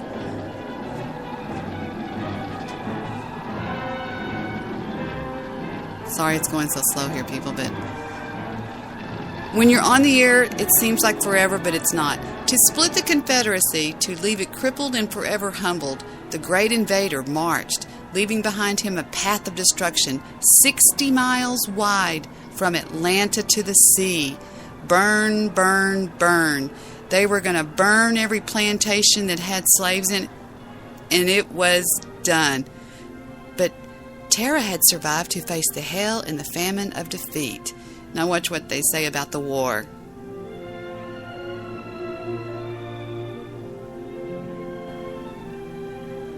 Look at my hands. Look at my hands. Mother says you can Always tell a lady about her hands. I guess things like hands and ladies don't matter so much anymore. 90 seconds. You're not well yet. And I can pick cotton it for up, both of us. Scotland's hateful. Making us work in the field like too bad about that. Now get back to work. I can't do everything at Tara all by myself. What do I care about Tara? I hate Tara. Same as saying you hate Pa and Ma. Same as hating Pa and Ma. See where they burn the slave quarters back here? But watch what they say right here. 60 seconds. Thank you, Block Lady Time. Scarlet, there's something I must speak to you about. Yes, Paul, what is it? I've been talking to Prissy and Mammy, and I don't like the way you're treating them. You must be firm with inferiors, but you must be gentle with them, especially darkies. Yes. Especially darkies. This is the most racist film in parts. But they go on and they say that they come back and they became carpetbaggers, and like this little scene right here is very much what we were talking about. Well, first the dad gets killed.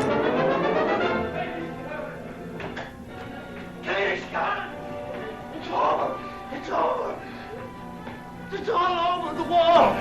Please surrender. It's not 10 cold. Why did we seconds. ever fight? Ashley will be coming home. Yes, Ashley will be coming home. We'll plant more cotton. Cotton ought to go sky high next year. I know this stupid thing. Here they come.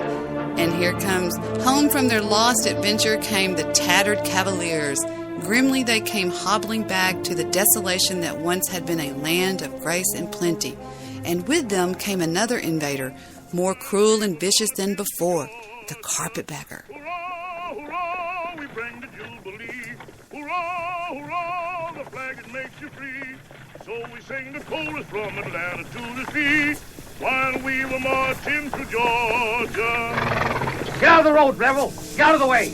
Have you room in your carriage for a dying man? I got no room for any southern scum alive or dead. Get out of the way. I reckon he'd rather try and walk it at that. Get up! Don't you great backpackers! Act like they won the war. Now you come on, give me them pants, Mr. Kennedy. Here's your favorite part. You'd be a sight more humiliated. Watch what she goes. This girl goes, I think it's humiliating the way you're treating Mr. Kennedy. And she goes, you'll be a sight more humiliated if his lice gets on you. I love the way she says humiliated. Listen. I'm going to put these bitches in the boiling pot. Right here, watch. Confederate armies got the same troubles, clawing, clothes, and dysentery. I think it's humiliating the way you're treating Mr. Kennedy. You'd be a sight more humiliated if Mr. Kennedy's lice gets on you. Anyway, that was our last break. So, but isn't that funny? The carpetbagger came, and the carpetbagger was one of the slaves from the north, or were they from the south? They were from the south or from the north, and they took the fine carpets that they had in the plantations, and they made them into bags.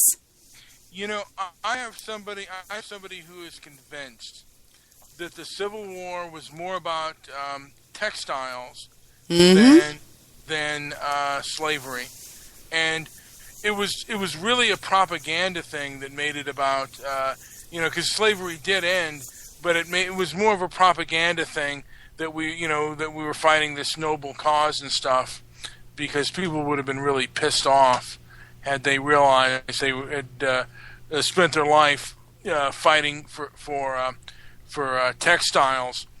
I think on my mother's side, one of my ancestors from Ireland was actually recruited into the army, and he was told that he was fighting the aristocracy, just an offshoot of the aristocracy of Britain.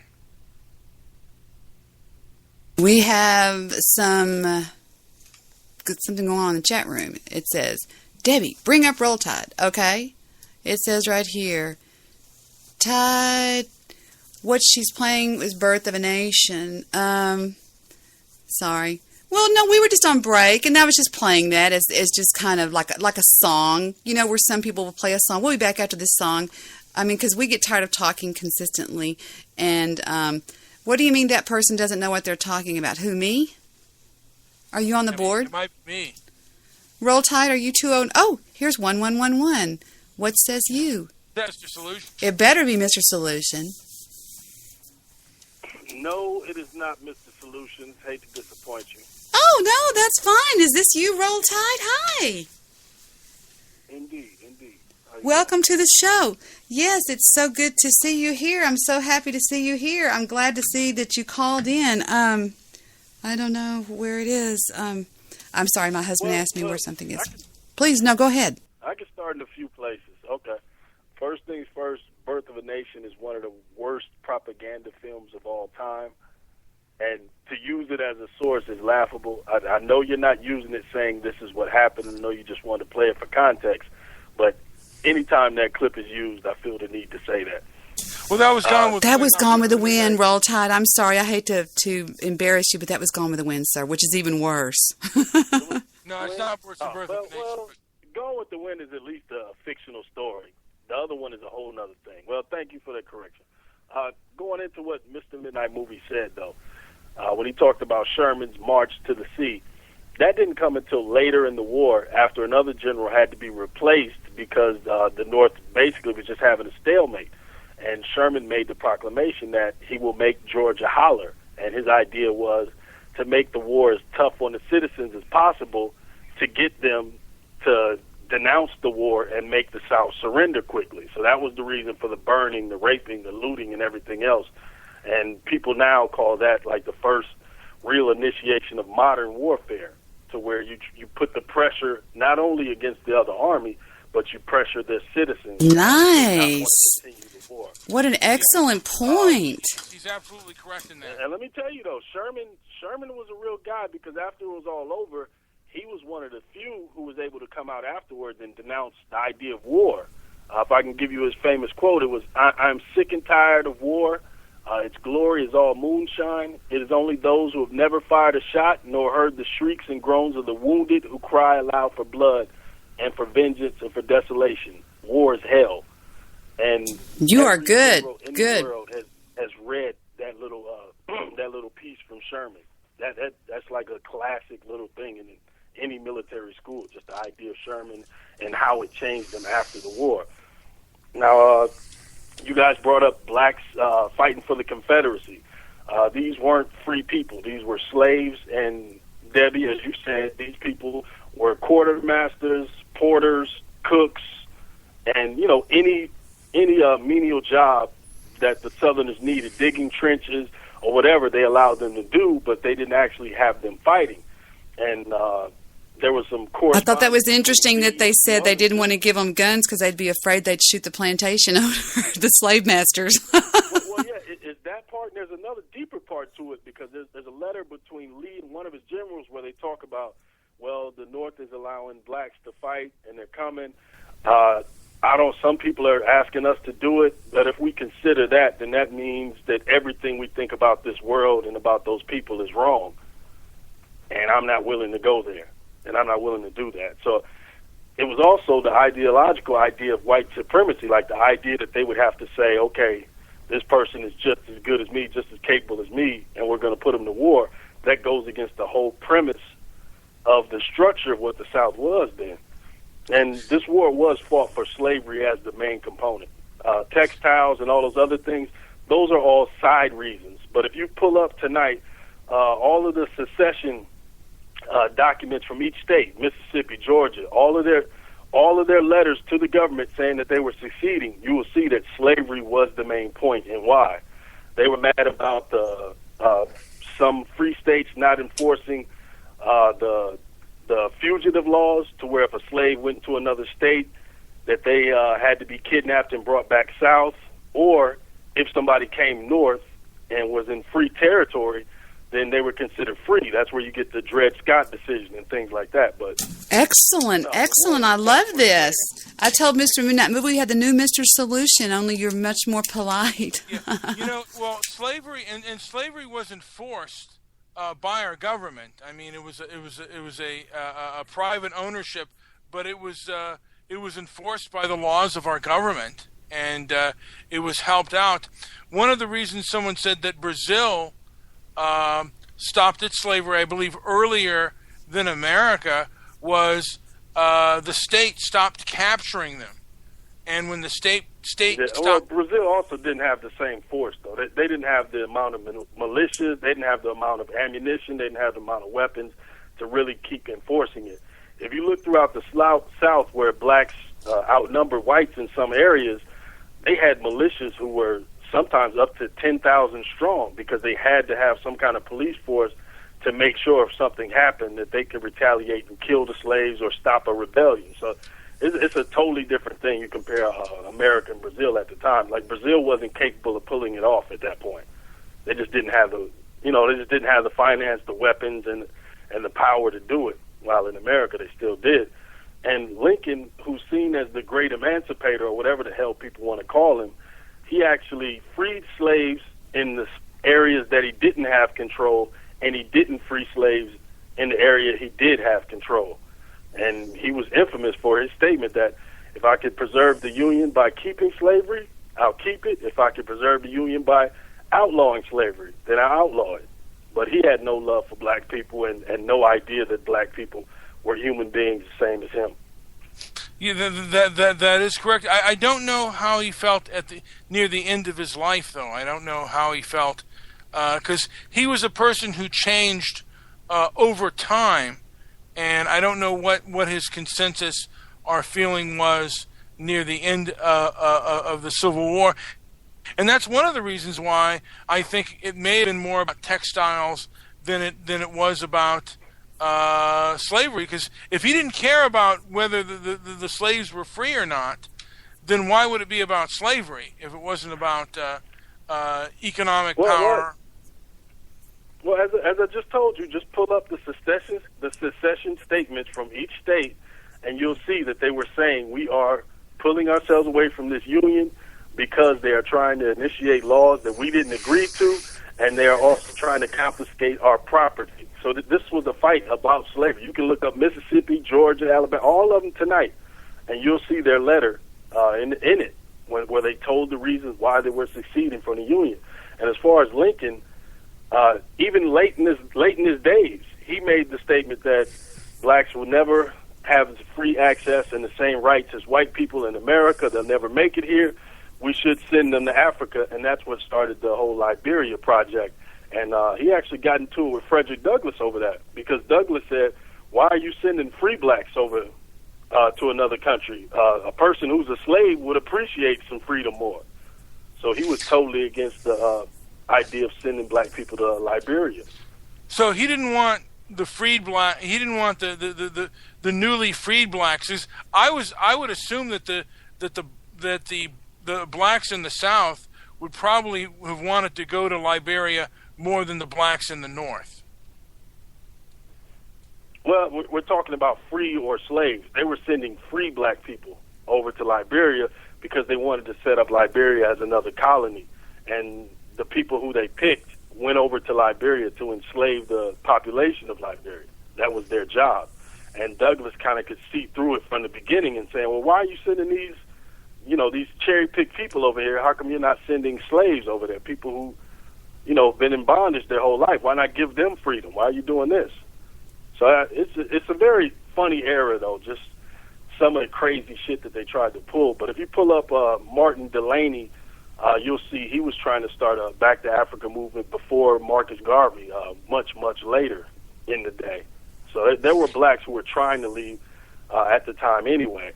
And if you start talking about Seminole country down in Florida, a lot of people miss this. A lot of slaves ran away to Florida and mixed in with the Seminoles because it was easier to get to Florida than it was to get all the way north. Now, what happened with the? Did America try to stop blacks from going to Liberia?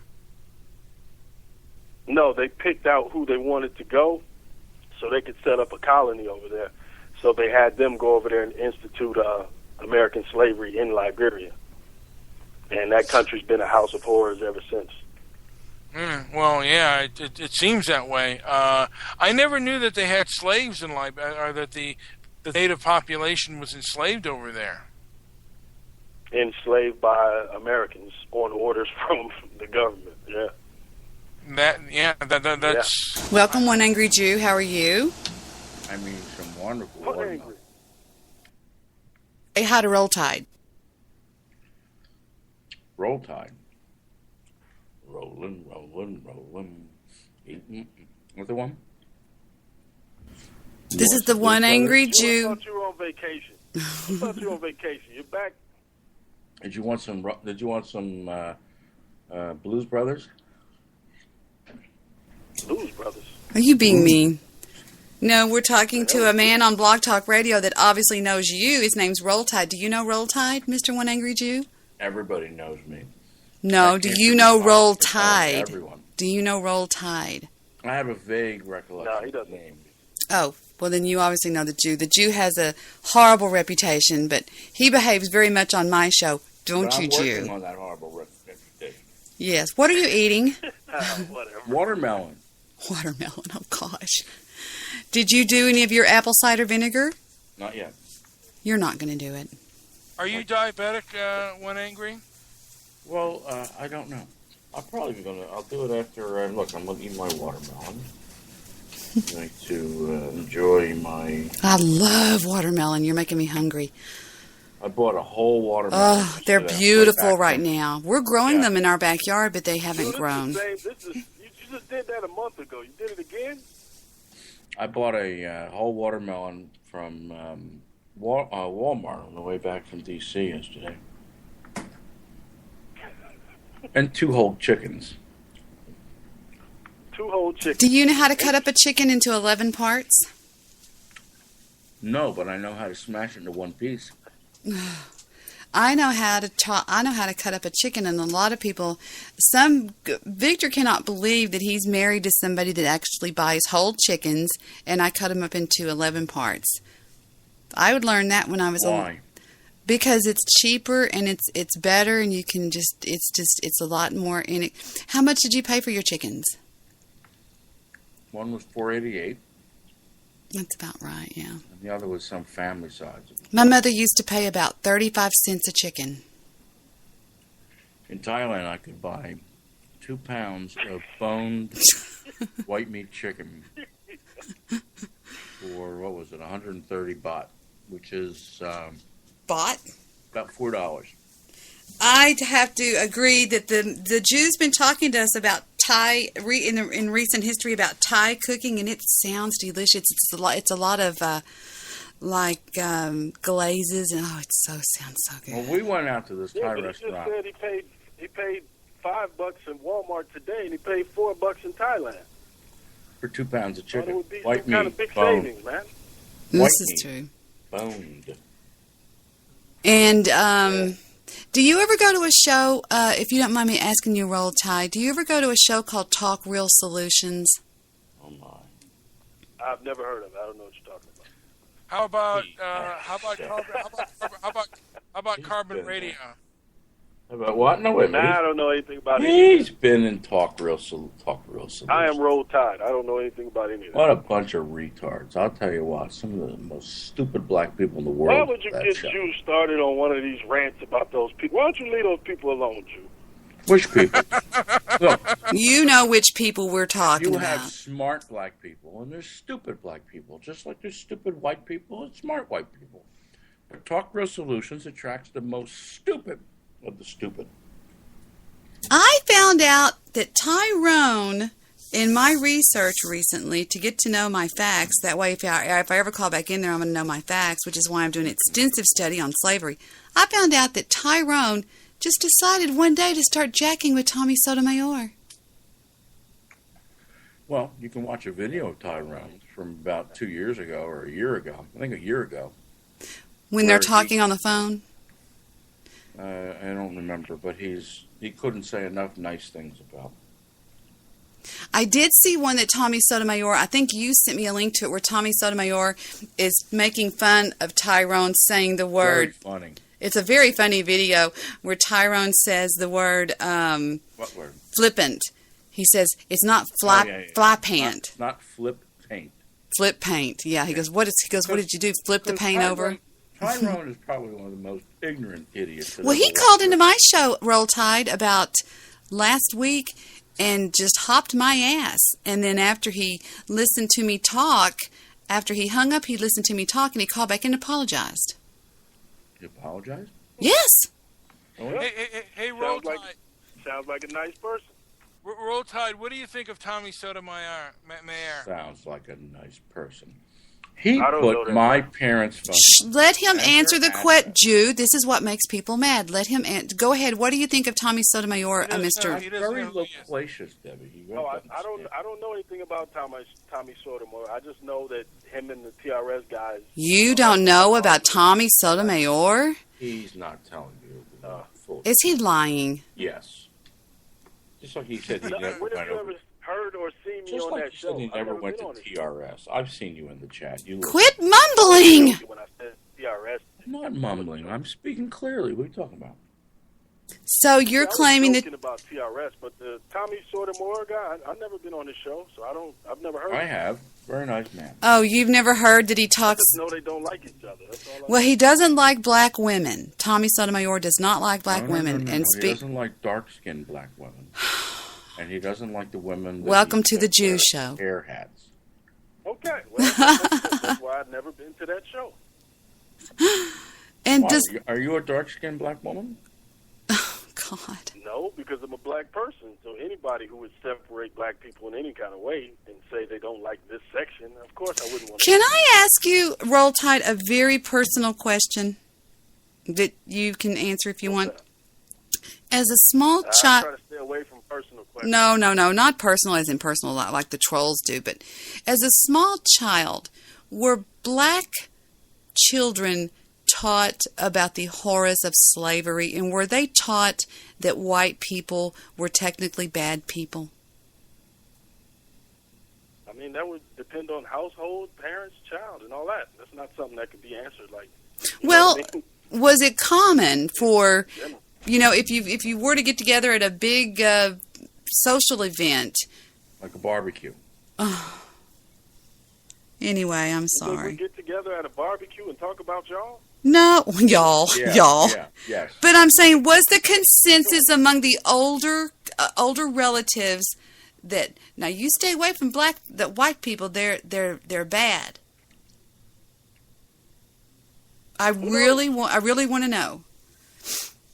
Yeah, who knows? Well, that's what they used to tell us Jews about staying away from the non-Jews. Well, I'm just wondering where the. Well, speaking of stay away from the non-Jews, I've seen some footage today of a playground bomb and 6 and 7 to 12-year-old kids being dragged to the hospital, missing limbs and things like that in Gaza. Where? Really sad. This was in Gaza. I guess Israel doesn't have a right to defend itself. Defend themselves from what? From the rocket attacks. Oh, you mean that Iron Dome defense system that blocks 86% of them? That's not defense?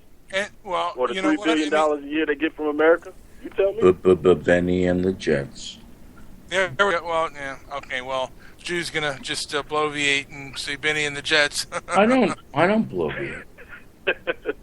Look, I'm not on either side. I'm not on either side in that situation, but I would not sit back and say that slaughter is okay. If it's a war between two sides who are fighting and one side can hurt the other, yeah, I understand. That's a war. They're but keeping the rockets. Slaughter of civilians. That's that thing we were talking about a minute ago. Talking about Sherman's march through Georgia, citizens being murdered. But never good.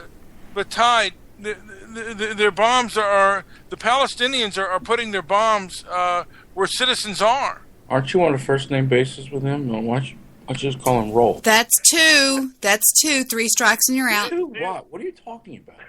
Do you know how big Gaza is, sir? The area they live in Gaza? There is no area where you could say weapons are here or weapons aren't there. Everything is condensed. It's a small area. There is really nowhere you could put anything. So the idea that there are human shields or people are hiding things next to facilities is nonsense. They're using tunnels to move weapons, and if they're shooting schools and hospitals and things like that, it's easy to just say, well, there were weapons there. So you Israelis, still don't have the proof. You think the Israelis are doing that on purpose? Yes, well, indeed. Okay. Jew Victor made. May I suggest? Jew, can I say something first? Jew Victor made you a drop the other day of you going, "You owe me an apology."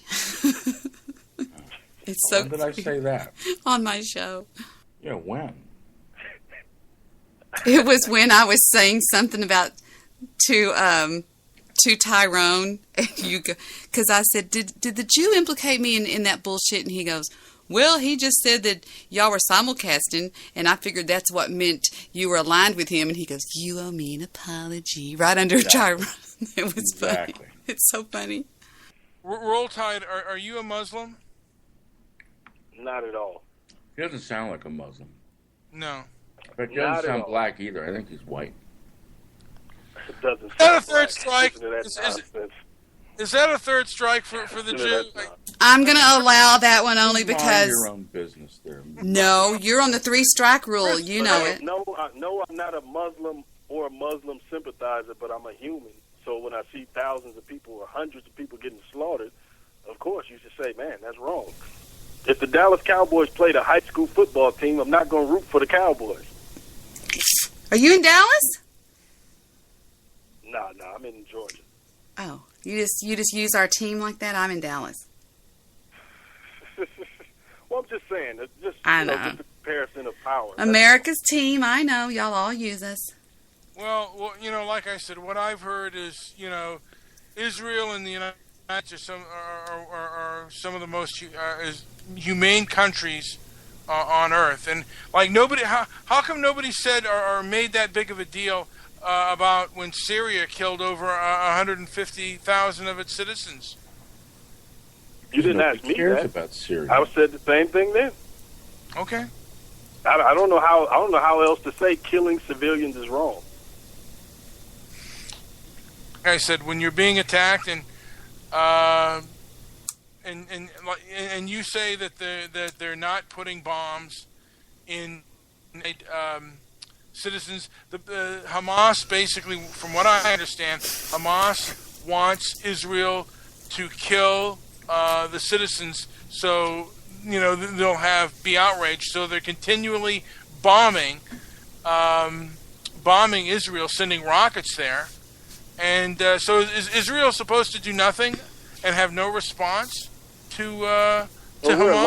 We're a long way from the statements you just laid out. For one, why the hell would any small little so-called political groups that Hamas claims to be? Now, I completely understand when the West says Hamas is somewhat of a terrorist cell, not just a political party. But to say that they want Israel to attack them, no, nobody without an army wants an army to attack them. That's nonsense. And then the second part, I didn't say that there weren't weapons by schools or hospitals or churches or temples or anything like that. What I said was the area is so small that anything that they blow up, they can say there were weapons close to it because there's not much area in Gaza. Now, if this was as logical as you're saying it is, in some of this rubble, we should see weapons, army, I guess you could say the Hamas fighters holding guns. You should see that in the rubble. And right now we don't see that. There's a video of on YouTube of them, a sniper from Israel actually shooting an already wounded Palestinian guy being taken to the hospital by the UN, and the UN had to back off and let the guy die because the sniper kept shooting. It's on YouTube. I saw that. Are you sure that's not North Philadelphia? I think the sniper was you. Do you have friends in real life, Jude? I mean, do people actually hang out with you? And I'm joking. He's the sniper. I could tell you stories from this weekend. No, don't. Thank you. I was wondering why you went to D.C. I have a feeling I know why. You had to do. I think the Jew was a sniper. It was the sniper in Israel. And I think it was personal between the Palestinian and him. I think he took his. He doesn't have an alibi for this weekend, and he was definitely gone. Yeah, why do you think I went to Washington D.C.? Did you receive a medal from Barack Obama? There's a lot of people protesting. I think he ate it. I had very interesting conversations with him. And you saved a black man's life, and I cut off that beautiful story. He was laying spread eagle in the sun, and what did you do? You want to see a picture of it? I did save a man's life. And what did you do? Cared. Did you Nobody just throw water on him or what? Did you do mouth to mouth? No, he had a bottle of water already. Did you fart on him? Every time he got up, he fell down again. Was he drunk? No, I think he was a heroin addict. What did you? Hush! You're going to get in trouble now. Yeah, throw him the hell out of here. What did you do? Seriously, did you call 911 or what? Yeah. Did you pull his pants down? I'm sorry. That was particularly gay, Mr. Midnight. Yeah, after midnight he turns gay on Tuesdays like Reuter. Yeah. We should discuss that. But nobody cared. Nobody cared. I know that the subject. I know the topic wanted to be changed, but let me just add one final thing. When you think about what's going on over there, and you say Hamas and the Palestinians want things to happen, think about if you were responsible for what the American government did. So, say people of Europe and Iraq and some of these other places blamed you for the decisions the government made, when most of the time we didn't agree with those ideas. The ideas of going to war, the NSA, and all this other stuff. What if everybody else in the world said, well, you voted for them, therefore you're responsible too? Like, it's crazy to think like that. Those people have no control over what Hamas does. Well, I think they terrorize their citizens. I mean, and, you know, the Jews are doing a pretty good job of that. They actually live in an open-air prison, if you really want to document it. And look Yes, at the answer to your question is yes, Alan. Please do. But be prepared, because Mr. Rude Butt's on here, dodo-faced Jew. Alan Wayne asked if he could call in. Call in. The number is... I'm sure I'm about to get it now, but I'll just say this, though, man. I am not anti-Semitic or anti-Jewish in any way. All I'm talking about is war. How do you feel about the one angry Jew? He's all right. No. Let me go back to how you started. I don't know him. He may know me, but I don't know him. You think the one angry Jew is pretty funny, don't you? You have fallen in love with yourself. You have a new love affair going with yourself, Jew. I have. You're right. Now, let me ask you this. Do you think that racism cuts both ways? Roll Tide? Of course it does. No. Welcome to the show, Alan Wayne. Be nice, Jew. Okay. Hello there. How are you? How did your big premiere go tonight? Let me turn off your show here real quick, just so I can talk well. Yeah, like on the we can hear you fine, like on the radio. Please turn your radio down, sir. Yeah, exactly. The show went well. I accomplished some very strange things this evening. Did you do a Guy Shay look-alike? No, not tonight. I did some production on it, but I did not do a Guy Shay look-alike. And hello to everybody else. Mr. Midnight Movie, Roll Tide from Blog Talk Radio, and of course the infamous and always annoying Jew and Jewish producer. Well, sorry, I haven't heard the Jewish producer yet. Where is he? He's there. He just picked back up on the call. Sorry, I just hung up there. Oh, there you are. You're back again. Yeah, I'm back. I hit the wrong button. Was there something on your mind tonight, or did you just want to commit social suicide and call in? Well, I've always considered myself kind of a masochist, so I decided you're in the right place. Well, Goofy Bone banned you for. Did you get a lifetime ban from Goofy Bone? Would you say my name or something?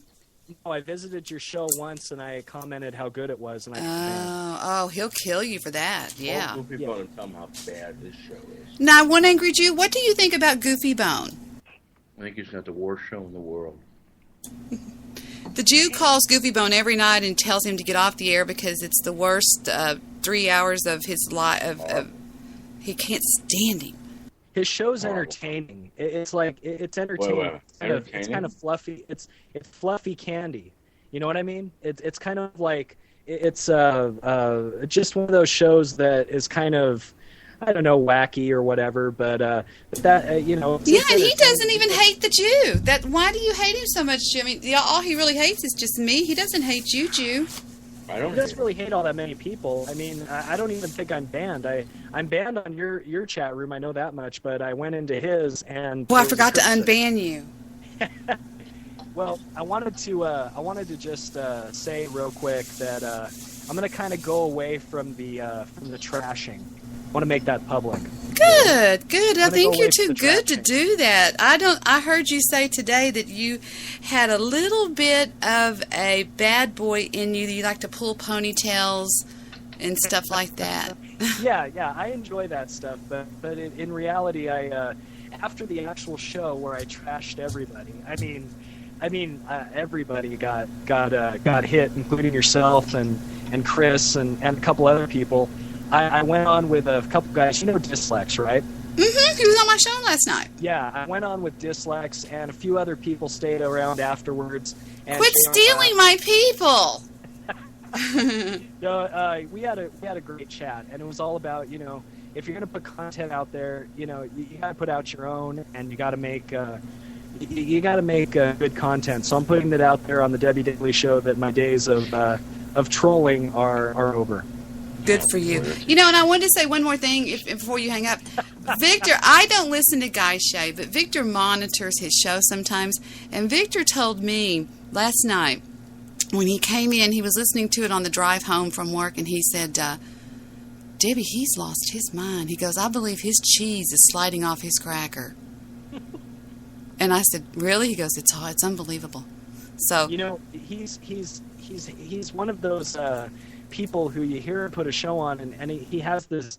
He puts on really good stuff. I mean, production-wise, because I've been doing a lot of work with production, doing a show like his would take me about 4.5 hours. And but it's like listening to Weenie in the Butt.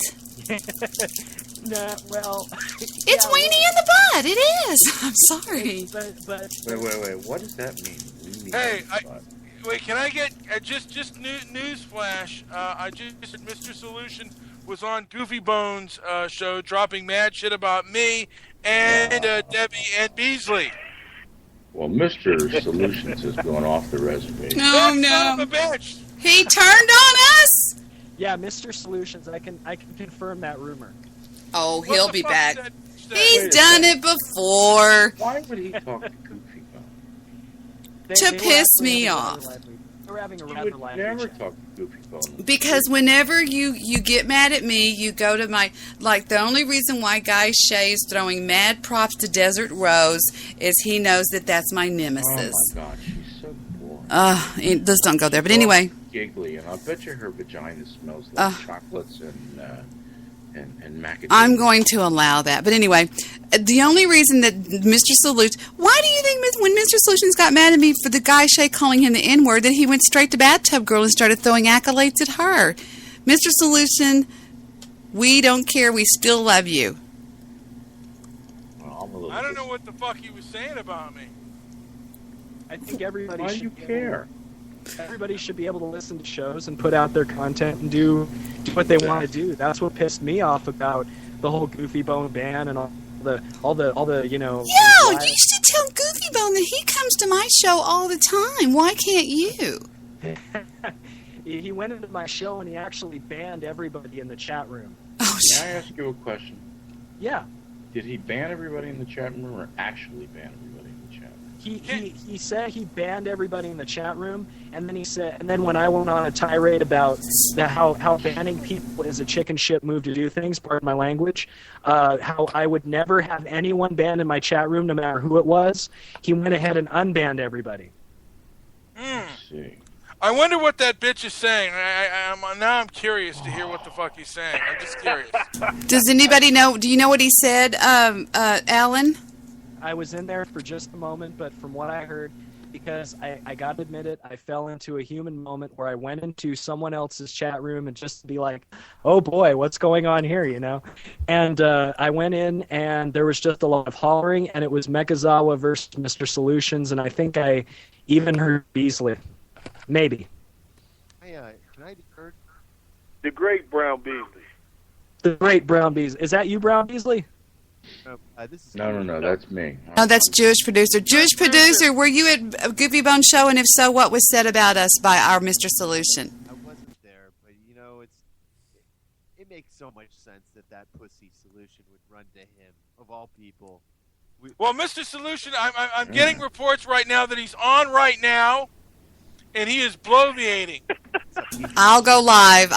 Stand by. We're going live to Goofy Bones. Stand by. Right, we're going to that monster show. We're going live. I'm buckling in. I can't. Here we go. Stand by. In I feel the nails in my hand. 5, 4, 3, 2, 1. We're live. Hold on. I just hit play. We now return you to your regularly scheduled program. 186.2. Already in progress. So, if they want to debate on any subject, are you up for it, Goofy? I told you what I told you last time, Mr. Solution. If they got the balls to step up to the plate, we will be there to put them to the ground where they fucking belong. Well, I would like to. Well, let the challenge go forth. We will use. Is it okay if we use your show as a platform? Because we need a neutral. We need a neutral setting. I believe we have no choice, but yes, we can. Okay, fine. And so let the word go forth. I know they're listening, or somebody will report to her. We will debate them on their bullshit. And if they can sustain it, if they can win, this is the way gentlemen and ladies handle discrepancies or differences.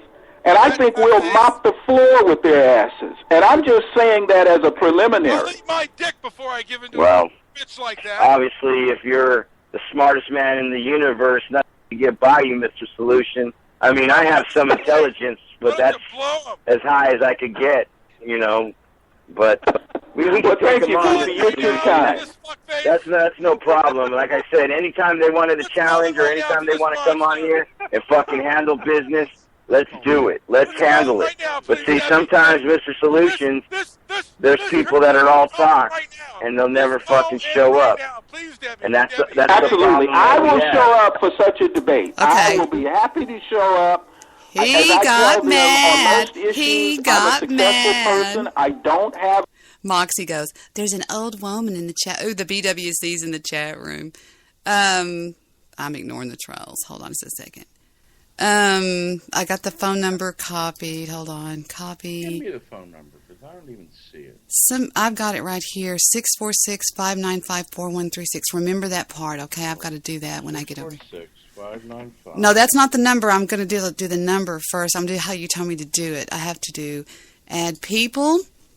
Then I put in the number, and then I hit enter, right? Yes. Enter.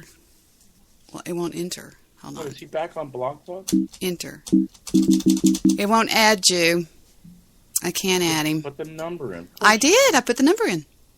Oh, I have parentheses around it. Let me take the parentheses off. You can't put parentheses. What are you doing? Where is his show? I don't even see it. He's including me on the debate. He said, you know why he's mad? Because last night, was it last night or the night before, I called him out for being a okay, here we go. Now it's added. I'm going to call it. Calling the Goofy Bone Show. Stand by, please. Don't start talking, Jew. Thank you for calling the Worldwide Radio Show conference line, 186.2. This service is provided by freeconferencepro.com. Please enter your passcode followed by the pound sign. 646-595-4136. Going back, hold on just a second. And it is... That is not a valid passcode. 64... God damn it. Can somebody tell me what it is? 646... I don't even see his thing. That is not a valid passcode. Okay. Please re-enter your passcode now, followed by the pound sign. 646-595-4136. Is that it? The conference is in Q&A mode. Your line is muted. Okay. Request from you. Oh, apparently we got another caller. This line is now unmuted. You're live. Goofy Bone, I come with many people on my show calling your show. Mr. Solution, what is wrong with you? Did he hang up? What do you mean, what's wrong with me? Why did you defected? Why the hell did you do that? I have been calling out for you all night. Mr. Midnight Movie, haven't I? I've got everybody on the show with me. That's correct. Let me tell you. Okay, what did you call me for? You have me now. We wanted to tell you to come home. You left your coat on the chair, and Mr. Midnight Movie went through the pockets. Well, look, Debbie, as I've said here, I've said this to your face. I don't say anything in a corner. The same thing I'm saying here, I say it to your face. Will you confirm that? Confirm that you say stuff to my face, or what you're about to say? What? What is the debate? We want to know what the debate. You heard what I've said. No. We just now. Your incestuous, disgusting, putrefied relationship that you have with Brian, where you treat us unfairly. You let him say everything he wants to say. But then when I say something, all of a sudden it creates irritation. That irritates me. I understand, and I went over the show with a fine-tooth comb, and I can't stand Mr. Midnight Movie right now. Mr. Midnight Movie, I don't like you anymore. Who's making all these noises? You didn't change that fast, Debbie. Come on. Why don't you like him? What did he do? Other than be himself, what else did he do? Ladies and gentlemen, I need you guys to run. Oh, Goofy's doing that stupid thing because I'm on the show. I want to know. I want to know. Get out of here. You get out of here. You're going to kill us all. Can I talk about this? I would like Debbie, let me give you the gist. I did challenge. I said... Goofy! What happened? I don't know. I don't even see a list of live shows. Oh, that is so stupid. Who's laughing? Is that you, Alan? That fucking cunt face took me off. That is so stupid. Mr. Solution's mad, he said, because I like you and he thinks you're a mullet. I like you and you like me. I didn't even tell him you were on the show. He would have died if he heard you, Jew. Why? He likes me. And I protected you, Alan. I didn't say you were on the call. I'm your olive. Thank you, Deborah.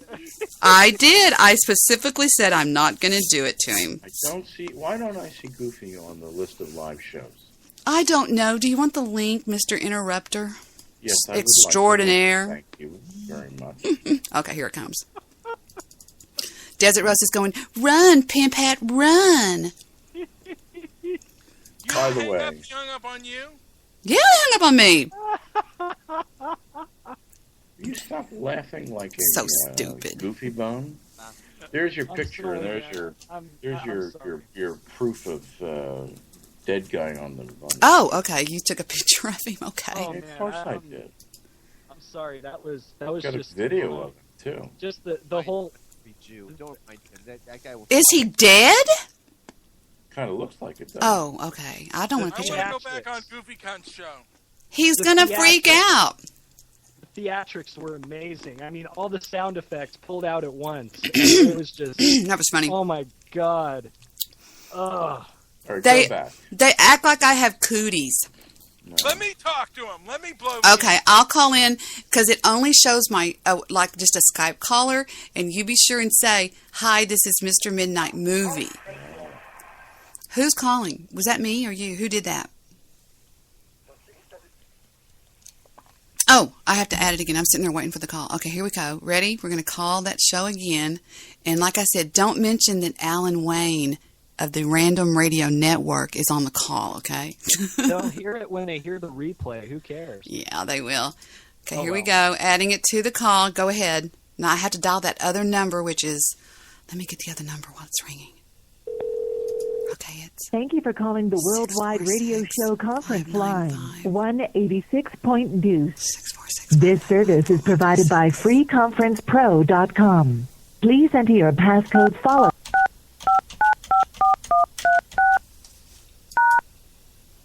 The conference is in Q&A mode. Your line is muted.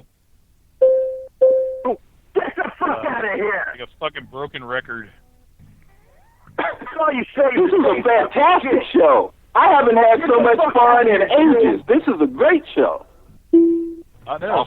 She unfairly makes fun of us, Mr. Solution. We got another caller. This line is now unmuted. Yeah, all kinds of this is Mr. Midnight Movie, and the clown himself. Oh, son! You know what? I want to say that Listen I thought to that me. was Debbie Daly right there.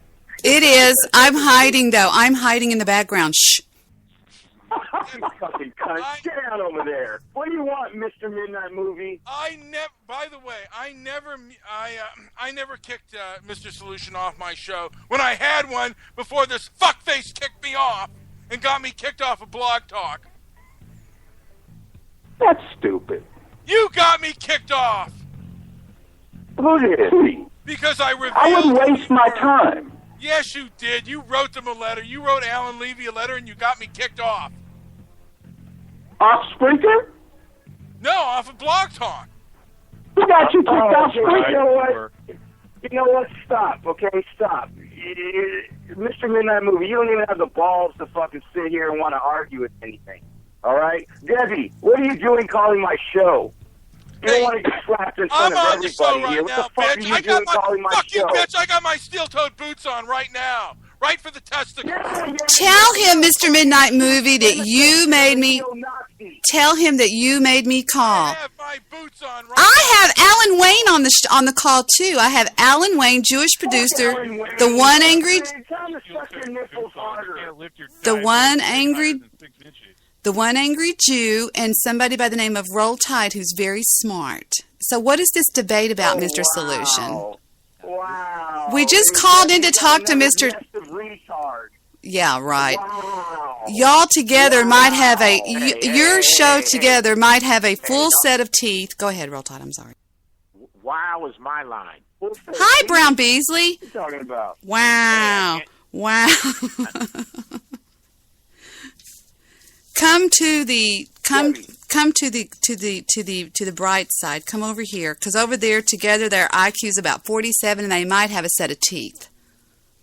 Oh, really? And we might have just have any children that go out and fuck anybody they want, and then just have a grandchild that has to sit next to Debbie? Oh. Seriously? Oh, that's horrible. That's even low for you, Goofy Bone. No. You know what, Midnight Movie? You need to fucking evaluate yourself. You're in the same position where we fucking found you. You haven't evolved. You're still sucking the nipples of this fucking cunt. Oh, here he goes. He's going to work you just like he did the news guy. Just like he did the news guy. He's going to say, get away from her and all this kind of weird stuff. Those people are obsessed with me. Guys, are you here? They hung up, by the way. Did you hear? No. Did you hear when it goes dung dung? That means when you hear two dung dungs, they're hanging up on you. And he also puts you on mute when he's gonna put you on blast. Mm-hmm. So that he can yell at you. Pretty much. Completely unfair. Nobody knows to this very day why him and Desert Rose hate me. Why do they hate me? They said you got Goofy Bone kicked off, and as far as the Desert Rose thing, I'm too new to speak to that. But I have no idea why Desert Rose hates Debbie either. She doesn't know either. Yeah. Goofy Bone has always given the excuse that you kicked him off. He hated me before he got kicked off of Blog Talk Radio. That's why he got kicked off Blog Talk Radio.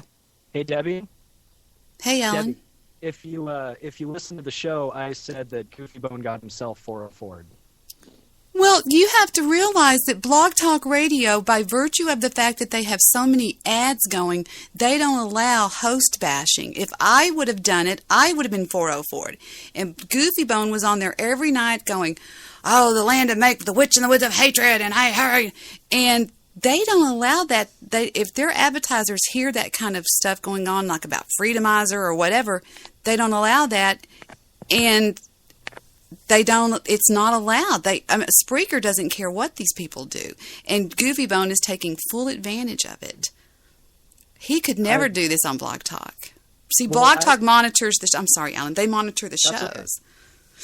Excuse me. I believe in free speech. I believe this is great that we have this uncensored type of platform. But if people take it into reality, that's what that's not nice what he said about my daughter. That's so not nice. Heather's an innocent victim in this. What did you say? Who said something bad? Goofy Bone did. They do every night. They said, I don't want her to hear me, but they said that I allowed my daughter to go out and fuck anybody or something like that. She was married at the time, and he's a great guy. His name's Sean. They say that she doesn't know who the father is and all this weird stuff. Where do they come up with this stuff? Why do you listen to it? Well, I was just called into the show, but I mean, see, that hate gets in the way of all the fun we could have had, because Mr. Solution was laughing and going along, and Goofy just went batshit crazy and Mekazawa over me. Jeez, that was pretty monstrous. That's what they do. They're like, it's just got to be jealousy. That's all it is, because there's nothing else there. Back to me. Did you see the picture? Back to me. Yeah, he looks pretty bad, to tell you the truth. He looks like he looks Spot. dead. So he was on heroin? Right. He was on heroin? Oh, I'm guessing it was heroin. So you called in on it. Well, that was good, but you're a humanitarian. Well, nobody in this restaurant gave a shit. I told the manager, I said, "Did you call?" You mean all of those people sat there and watched that poor man? Yeah. Oh, yeah, they left him there. That is horrible. One of them went out there and kind of nudged him. He got up and then he fell back down again. And so when the manager came back in again, I said, "Did you call 911?" And he kind of shrugged his shoulder and he said something. He said, "Let's hear what they're saying." I don't know. Hang on just a second. Let's listen. Behavior. So that is what I pursue, and that's what I challenge others to pursue. Thank you very much. Ladies and gentlemen, the most intelligent man in the world, Mr. Oh, shut up. We missed it. Rats. He's mad because I won't stop hanging around with Mr. Midnight Movie. We also hung up on him as well. No, he was mad a long time before. He was mad. I hung up on him because of what he was saying, but he's mad at me. You should hear what he says to me when you're not around. He says that he says... He doesn't around me. He doesn't say anything. Well, you should hear what he says when you're not around. He says that you are a horrible person, and he thinks it's beneath me to hang around with you. He says that when I'm around. He doesn't hold back on that shit. And that's what he's mad about. And he was so rude the other night. I stood up to him and I said, "Mr. Solution, you're being horrible." And he didn't take that very good. What did he say? You agreed with that?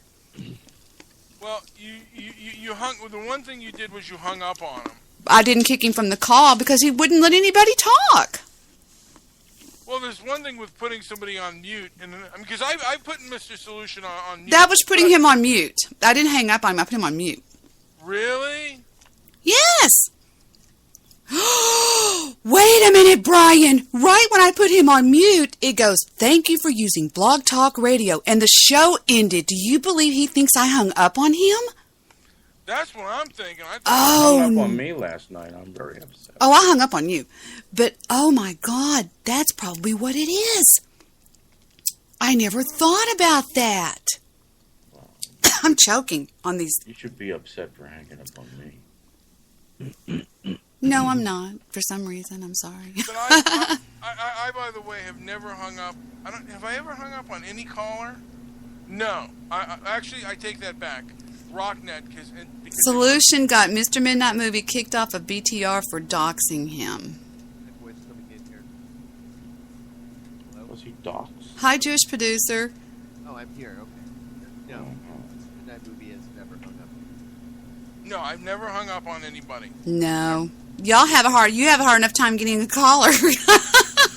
Shit. Well, Mr. Solution would call in and he'd give me the hardest time. I mean, it was almost like radio rape.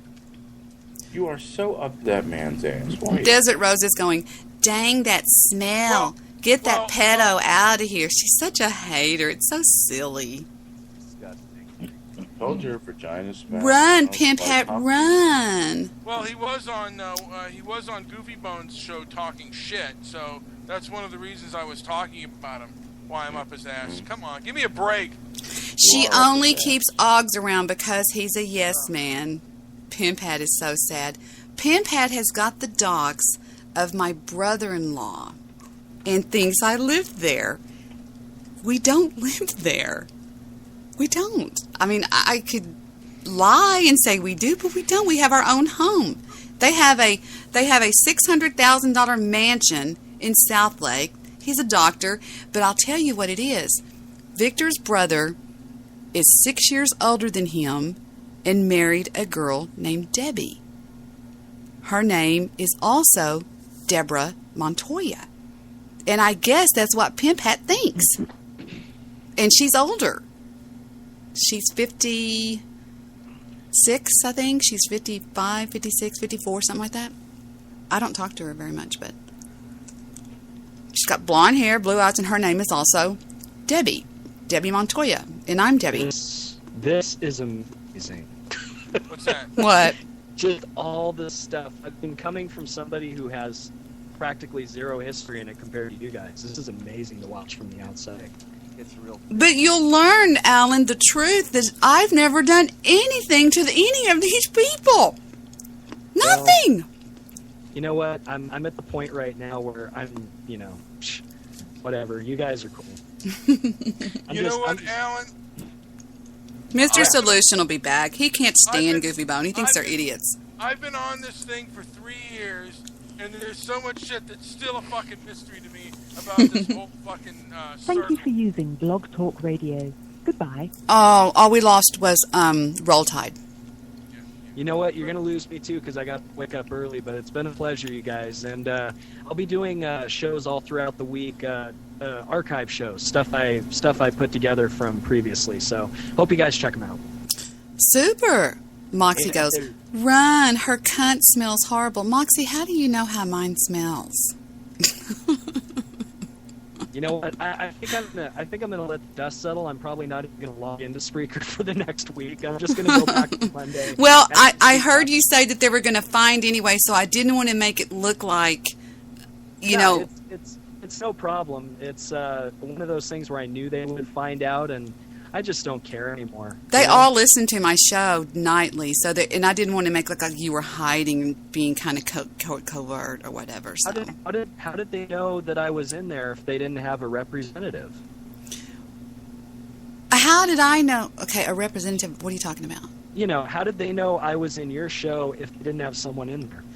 I don't. Oh, well, they're always. Mekazawa usually listens. Mekazawa's listening to my show right now. He stays in Goofy's chat but listening to my show. A lot of them do that. A lot of them are listening right now. Probably Mek's listening. Todd Morris is probably listening. And probably Barco. Maybe even Stabby. So they're monitoring it. Yeah, I kind of had my last hurrah tonight, so forgive me for anything that I've said earlier.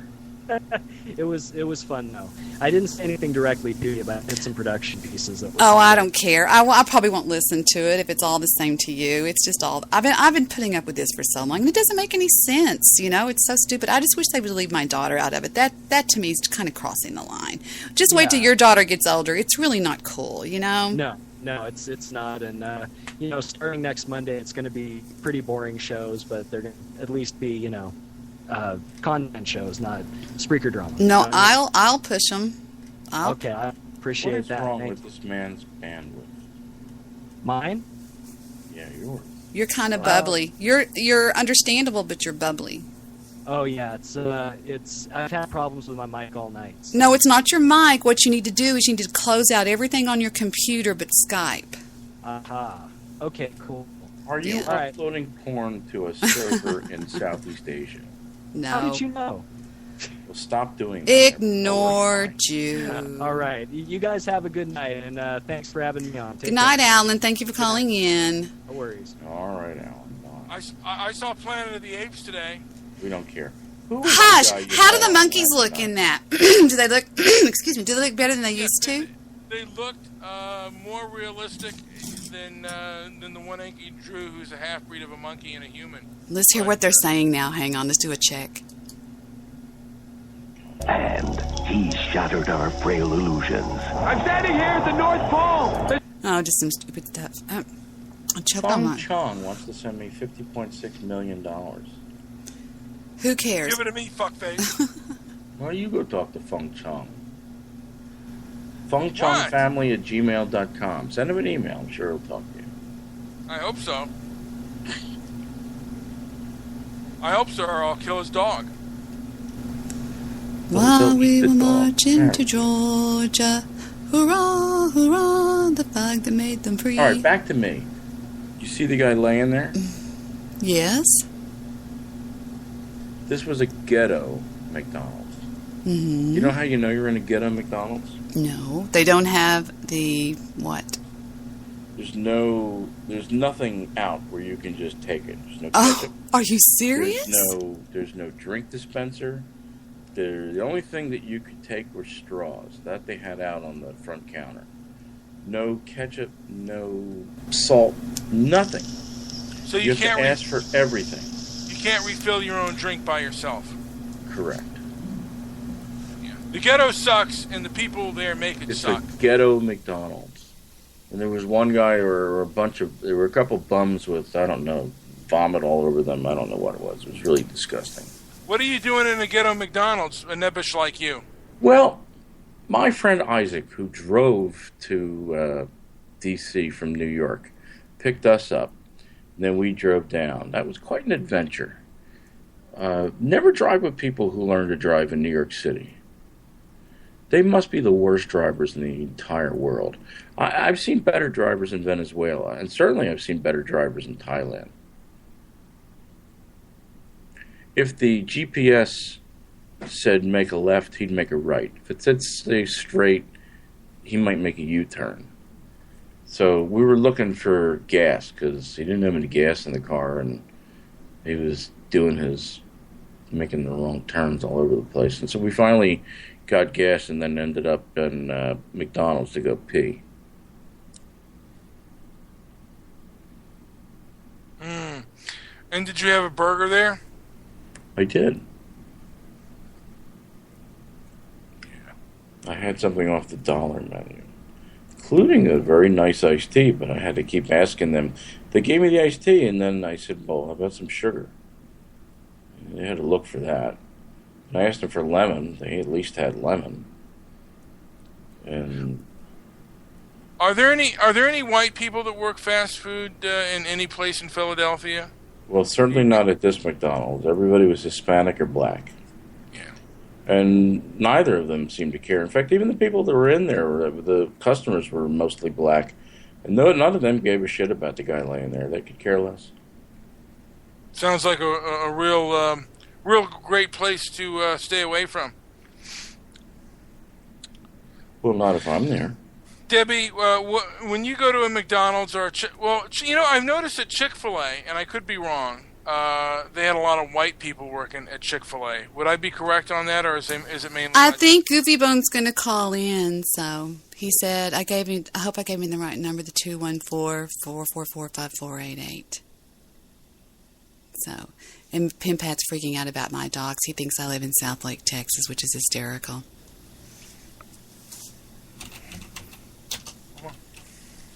What do you have to say now, Mr. Midnight Movie? 214-444-5488. You don't know what to do with yourself without your 5488. That's not correct. That is completely wrong. Me and Debbie did a whole show. Debbie and I, whatever. You're a liar. Thank you. A horrible Jew liar. Why are you yelling? Because I felt like it. I was impassioned. Yes.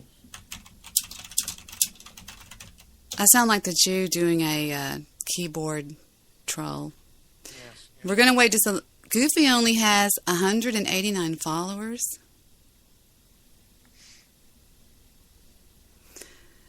Coops, it's called Obsession.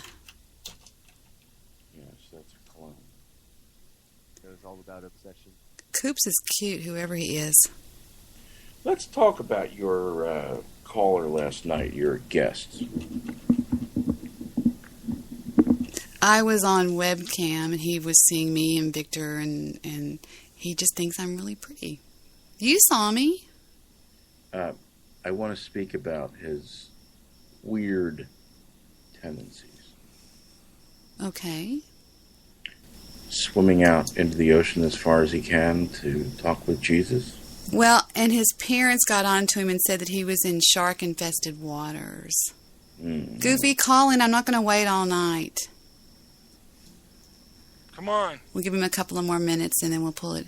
Do you think he has Jesus repellent that keeps the sharks away? I don't know. I like the guy. He doesn't like me. Why is that? No, he doesn't. Well, he's a faithful listener of my show. And some people, when they listen to my show, they don't like your content. Why is that?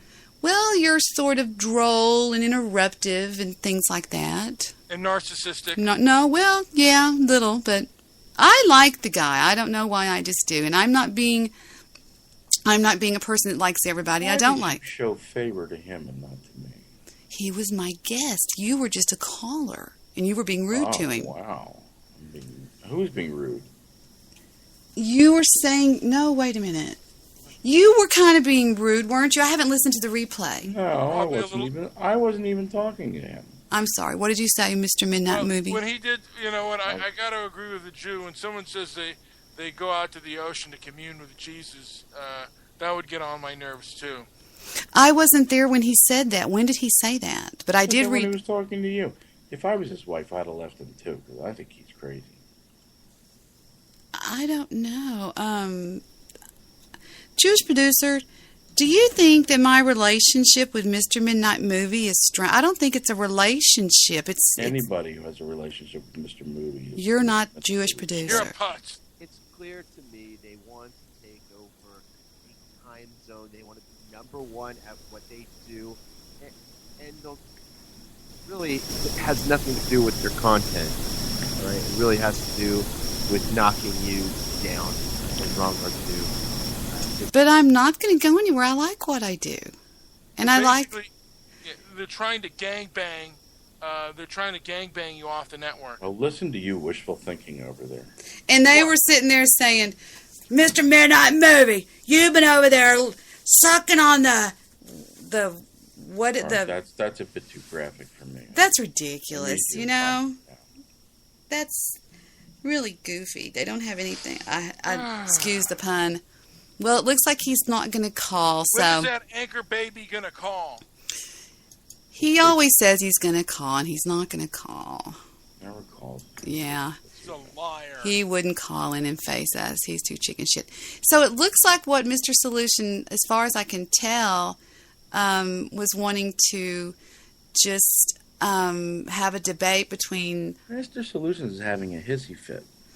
He's mad because I hung up on him, but now that I think back on it, I really think it was BTR because I said, I just lost Mr. Solution. Well, hold on. Did you want to hang up on him? Debbie, re-listen to the show. You know, I could be absolutely wrong, but I think you got so angry you just hung up on him. I want to know if you had hang-up in your heart. But let me show you, Jew. I'm going to hang up on you, but I'm not going to remove you from group. Call right, just pick it up again. Watch. Okay, watch. Hang up. Now watch him pick back up. Watch him. Come back, Jew. Come back. He's dead. You killed him. Where'd you go? Hey, you killed the monster. All you have to do is push the button. Stop it. I'm going to head him back.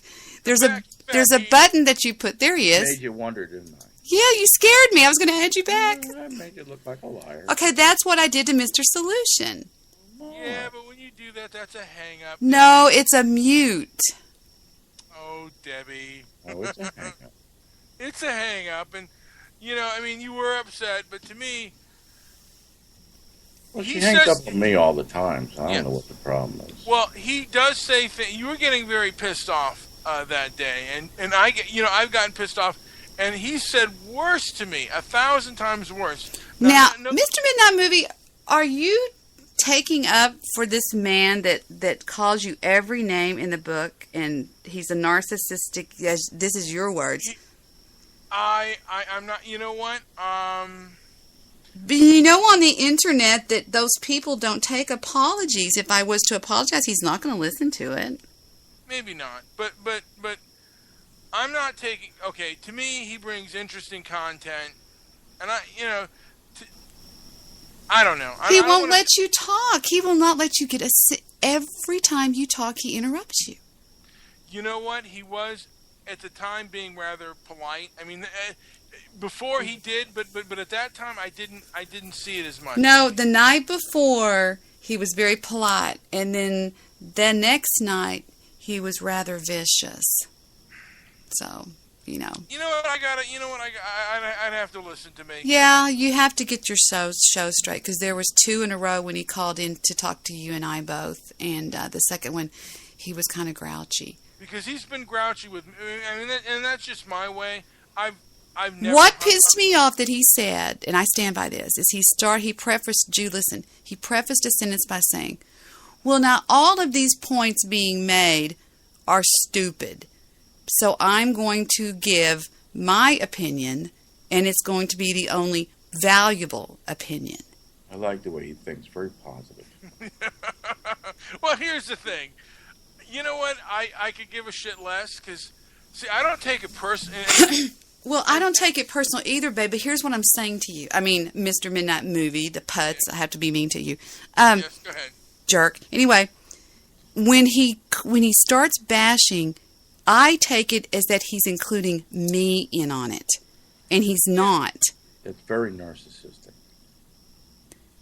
What? That's very narcissistic. Victor says that people on this platform use the word narcissist too much. Anyway, Jewish producer is the only one that I can talk to. Jewish producer, you know when he starts talking bad about Mr. Midnight Movie and I start saying, wait a minute, are you including me on this? And he goes, no. And I think that's what happens when he starts attacking Mr. Midnight Movie and I'm on the call. I think that that he's doing it to me too. Does that make any sense? All this drama is making my penis very hard. Well, here's the thing. What? This is the only opinion that matters, right? This is the only, yeah. And you got pissed off at that, and you were ready to throw him out the window and throw hot soup in his face. And I understand exactly why you do what you do. Just I do things differently, and I'm not saying I'm better or worse. I don't care. You know, the only time I really got pissed off is when he wouldn't shut up, and then he wouldn't agree to be muted while I talk, and then I'd mute him. He was far more controlling of me, and I let it happen, than of you. Oh my God. Yeah. What? Fuck you, you bitch. Go ahead. What do you have to say? Are you getting mad at the Jew? Do you want me to hang up on him? I'm joking. Vandals have spray painted swastikas on Miami synagogue, smeared cars with cream cheese. Now, you got to admit that smearing cars with cream cheese. Go ahead, Mr. Midnight Movie. He's taking us up topic because that's what he does. Go ahead. I'm going to defecate on your lawn. They should have bought blocks is what they should have bought. Cheap. Yes. Bet you it wasn't even Philly cream. I paid for True Green Chemlon today because they supposedly have access to a chemical that goes on lawns that the public does not have access to. And what is that? Something to throw in phosphorus. Phosphorus? Yes, that's what makes the lawn so beautiful and green and all this kind of stuff. Oh, my. Anyway, just thought I'd throw that out there. Loving my little motorbike, the Vespa. It's fabulous. Bluetooth-enabled sex toy. That's got my attention. Everything's Bluetooth now. I have by the way, JP, I didn't get a new Vespa. It's an 04, but it looks brand new. It's fabulous. It's amazing. You know what I paid for it? No. $18.95. $18.95. No. Not even enough for gasoline. It gets 75 miles to the gallon. And it only goes to the top speed of about, I haven't got a top speed, but I was out on the boulevard the other day and I was cruising quite fast. I was going about 50 and I wasn't full throttle at all, so. Full throttle. Was it a plane or a motorcycle? It's a Vespa. It's a scooter. Okay. Yeah. We kind of had a little windfall about a week ago on some stock that Victor had, and I just thought, he gave it to me, and I hadn't bought anything in so long. I bought Heather a new bag, which is a major deal. I carry Louis Vuitton. That was a nice little chunk of change, but that was also her birthday present. So anyway, but I was joking, Jewish producer, when I was saying he doesn't have one. Didn't you tell me? Was it you that told me you liked Vespa a long time ago? You and I were talking or something? JP? JP, I hear? Hello? We can barely hear you. Oh, yeah. I was on the mic. At this point, I'm looking at motorcycles. Oh, okay. I didn't know if it was you or somebody else. Very un-Jewish thing to do. One angry Jew would never ride a motorcycle, by the way. Would you ride? You would ride on my Vespa, Jew. I had a motorcycle in Thailand. Give me a break. No, you didn't. Come on. Are you really going to take the boy and go home to Thailand? Yep. You swear you are? Yep. Are you doing it so that he'll be around some of his native country, or? No, I'm doing it because I think America's going to go to shit. Well, then take me too. Are you going to? Victor wants you to come and take me flying in the airplane. I think all these immigrants are going to cause unbelievable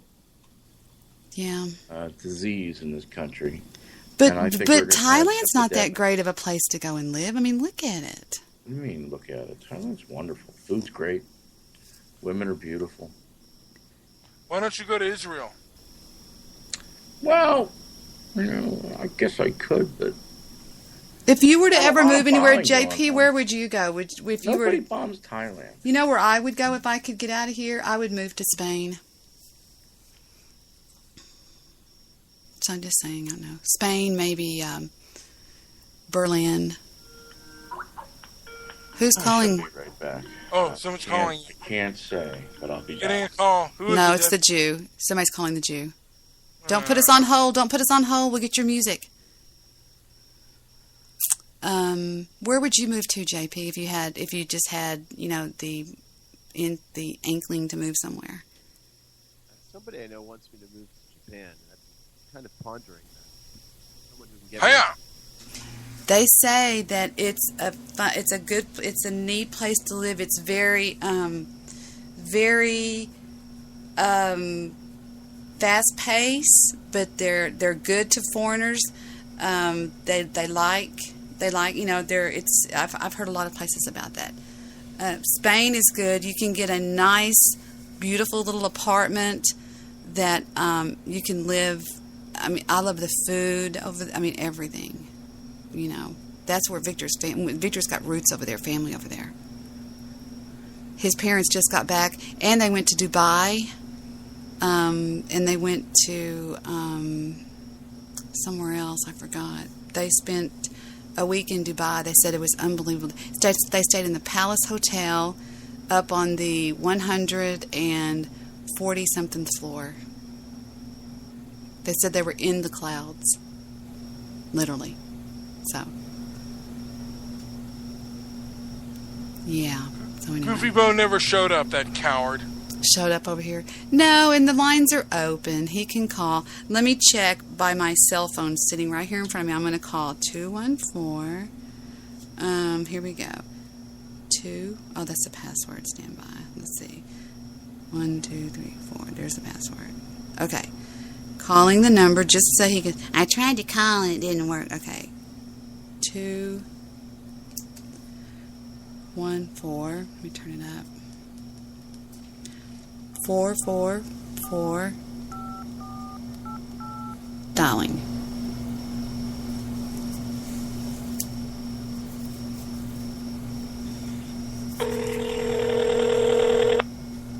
That's my cell phone number. Oh, y'all all three know it anyway. Okay. Hi, this is Debbie. Anybody there? No. So he can't say that the 214-444-454 didn't work. Hanging up now. And I'm back. So there you go. We proved that it works. So you can go, well, I called the number and it didn't work. So the number works. So is that all for the show tonight? Yeah, that's. We did a great show. I learned so much. I wanted to do Muhammad Ali's being inducted into the military, but yeah, we can go. But yeah, Pick out another good topic. You really do have some good topics. Yeah. So movie night is Wednesday night. Well, I figured we'd do about an hour just of. Why don't you go ahead, dear? I'm sorry, I cut you off. Do movie westerns. We'll do like. Okay. Why don't you pick out 3 and I'll pick out 3 and we'll tell all kinds of like the right stuff. That's not western, but I'm sitting here looking at those. Of course, you have Tombstone. Well, of course, and we'll tell them secrets about it, and I'll play clips from it, and you from yours and stuff like that. And JP, you can join us, and so can you, Jew. Excellent. Do you know the movie shows? I made Mr. Midnight Movie his own show on my network over there on Spreaker, and it's getting It's getting the biggest hits. The last one we did was 250 something on Spreaker, and I told Mr. Midnight Movie that in June I had 3,000 downloads on Blog Talk Radio. So when is this? When are you doing these shows? Are you doing them together, or is it just Mr. Midnight Movie? I don't care. If y'all want to do it, I'll just go on mute and go out there for 2 hours, and y'all can just sit there and talk all you want. Do what? And it's free. That's just it. I mean, yeah, I gave him his own show on there just to keep them separate, but it's called, we're on it tonight. We're actually on that show tonight. It's called, let me look at the Spreaker thing it says. Hold on. It's called, where is it? It doesn't say. It says the 64th anniversary of the Armed Forces. The show is actually called something like Mr. Midnight Movie at the movies or something. I forgot. Let me take a look and see. I'm already getting there right now. Hold on. Steve came back. Did you hear that? Okay. It's called, well, it's still not showing me the name of the show. It's just showing me the title of the episode. Oh, no, it's still not doing it. I don't know where it's at. It's Mr. Midnight Movie something anyway. So we'll do our show. We'll do our movie show on Wednesday if that's cool. Okay, great. Sounds good. Okay, sounds like a wiener. God, Pimp Hat is so violently mad. What did he say? He's like, this bitch, is she serious? Go kill yourself, fucking liar. Nice lies. You got mad at him because he's not a yes man. Laughing out loud. Phil. I found that since I've talked to him, he's actually he ignores me now. That's fine. No, I'd rather ignore him. Oh, anyway. We don't have beef against each other. No, I like that. I don't like going everywhere where I have beef. I have beef. I'm going to go after that beef. I can't do anything else until beef is settled. Or it could be horse meat. Horse balls. Yes, horse meat. And I don't know when Victor is going to give me that new clip he made of the Jew, which is supposed to be really funny. When I was talking to that guy, he goes, "You owe me an apology." This is a true story. I went to IKEA to go shopping, and I said, we got to get the meatballs. We got to get the meatballs. That day, or maybe the next day, IKEA was serving horse meat in their meatballs. So we had eaten horse meat. Ugh. What? It's just, how were the meatballs, by the way? Yeah, how were they? God, they're delicious. I couldn't believe it. Yeah. It's great. I think it is. No, Debbie, would you ever, like... Nope. Would you be pissed if you found out you ate horse meat? I would if they didn't tell me. Here's one of the Jew. He got the Jew. Oh, he got him here. Look, there's 1, 2, 3, 4. He uploaded all of these. 5, 6. What are these? These are all One Angry Jew. Let's see what they are. Hang on. I'm going to put us on hold while we listen to them. Here's the Jew drops. I'm a bitter pill, I understand. You have big balls. One's bigger than the other, and I'm a little bit concerned. Well, one always hangs low. It's a man. It's a man thing. One's bigger than the other. It's just like one of these things is not like the other. No, I'm sorry, it's bigger. Are you here because of what happened last night? I thought they were talking about me. No. I thought they were talking about me.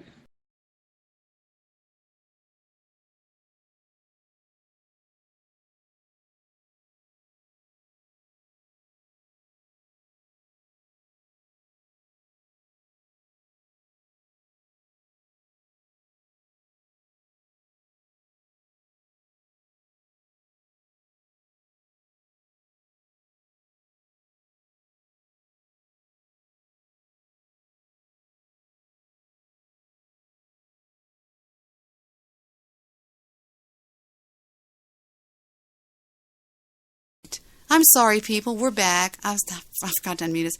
It's blistering hot. It's like a steam bath, Mr. Midnight Movie. When you open the back door to go out on the back patio, and that glare hits that pool and that concrete, and that it's just like you can breathe in the heat. It's just like it's stifling. I think it was a blistering 85 today in California or in LA. I'm so jealous. That's just wrong on so many levels. Yes.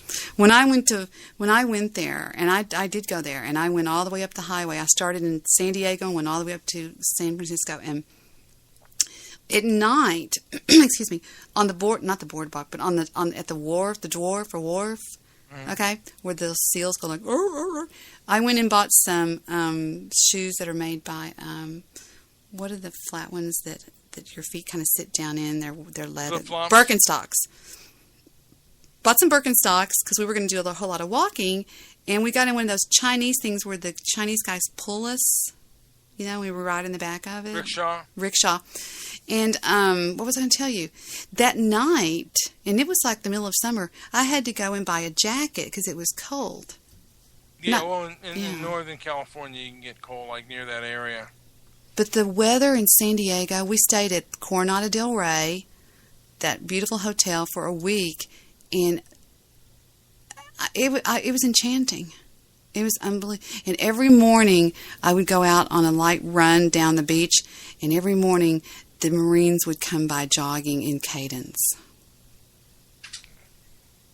And it was so fun to listen to them saying their little things that they say, you know. But anyway, it was fun. I hear somebody talking. I wish Goofy hadn't got all weird, and I think he just puts on a show when he starts all that weird stuff about, oh, it's the witch in the woods of hatred. Yeah, that might be it. Who knows? I don't either. It is, but you have people. Are we live here? Yeah, we're live. There's people that take Goofy's word, and for whatever reason, they want to make it more valuable than what it is worth. And every time he hangs up on Mr. Midnight Movie or you, just shows that he's not worth the conversation. But when he talks to me in private, he's like, Debbie, you know I love you. You know I love you. You know I love you. Nice, actually, 101. But when the show's on, he's a terror. He's an absolute terrorist. But from what Victor tells me, that guy Shay, his cheese has slipped off his cracker about me. Victor says it's a calamity of a massive amount, and I'm like, because he didn't puss out, and he just called you right now. I know he's listening. Who? Goofy? Goofy Bone. Of course he's listening. Probably many of them are listening because they live in different houses, in different basements, as you know. Let's all put our basements together and get along, for God's sake. I don't have a basement. My basement is your basement, Goofy. Do y'all have basements in California? Not really. You probably couldn't because of the earthquakes and stuff. Yeah. We have attics. We do converted garages. You have a fabulous, fabulous place. Fabulous. Very nice. Is it cool out there in the evenings, Mr. Producer? It's really hot. What is really hot to you? We're in the low hundreds. No. Is it really? Let me tell you what it is right now on my iPhone. All I do is roll it up, and it gives me the current temperature after I put in... I have a fingerprint security password thing. Okay. The current temperature is... what do I click? Which one is it? Is it the moon or... Is it the moon? No? It's not the moon. How do I do it? Is it the time? Are we still on? Yes. This is what people tell me. This is their favorite thing, is to listen to us just sit and talk like we're over at JP's house, and I'm sitting at the bar, and you're sitting on. We're just all sitting around talking. I could be as wrong can be, but I think this is just a Skype conversation. Just thought, you know. Well, of course it is. We're not doing anything that has any... I don't know where to find... Where do you find the thing? It's like... There's a picture of a jet and... Take the jet. The jet, okay. Where does it take me? It says airplane mode now on. Oh, God damn it, don't do that. It's horrible. I turned it off. Okay, let's see. Blog Talk Radio. All right. It says Debbie Daily Talk Radio. I just put play.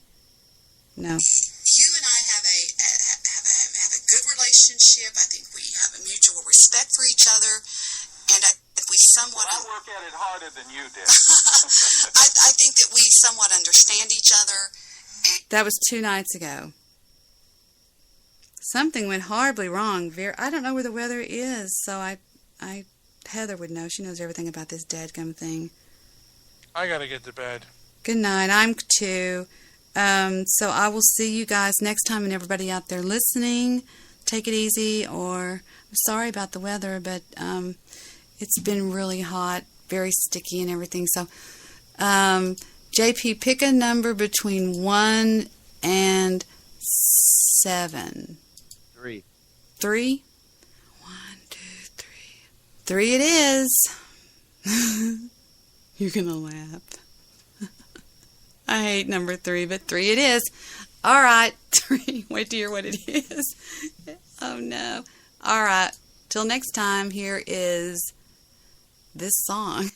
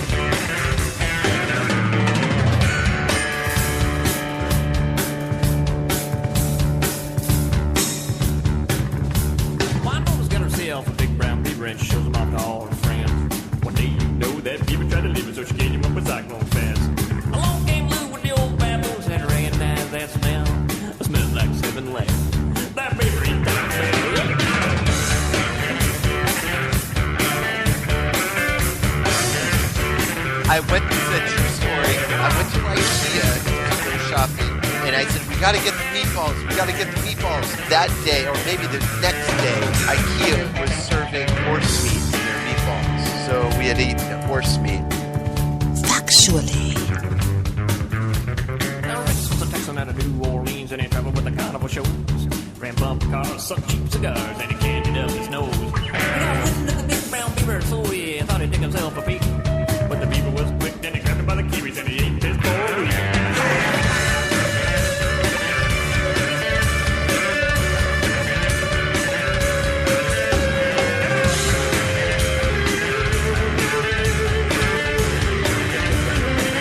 Let's do it.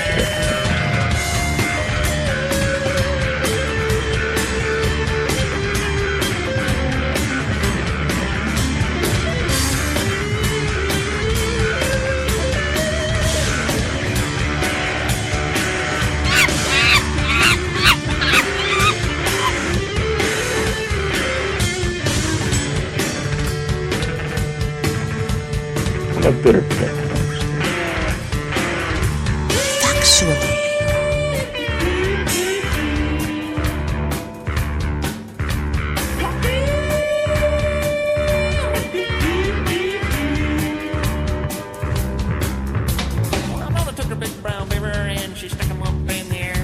Said I sure do love this big brown beaver, and I wish I did have a pair. Now the beaver once slept for 7 days, and it gave us all an awful fright. So I tickled his chin, and I gave him a pinch, and the bastard tried to bite. Well, I know I loved the big brown beaver, and she stroked him all the time. She broke her finger one day, and it hurt to her smile like a porcupine. The most common form of rape is prison rape. That's a fucking keeper. That's a fucking.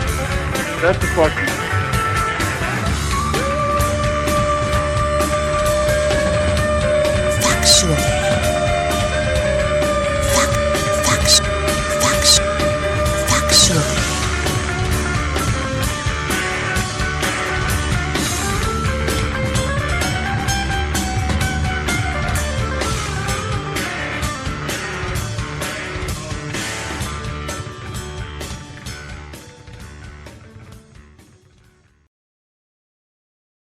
This is a true story. I went to IKEA to go shopping, and I said, we got to get the meatballs. We got to get the meatballs. That day, or maybe the next day, IKEA was serving horse meat in their meatballs. So we had eaten horse meat. That's a fucking keeper. That is a keeper. Factually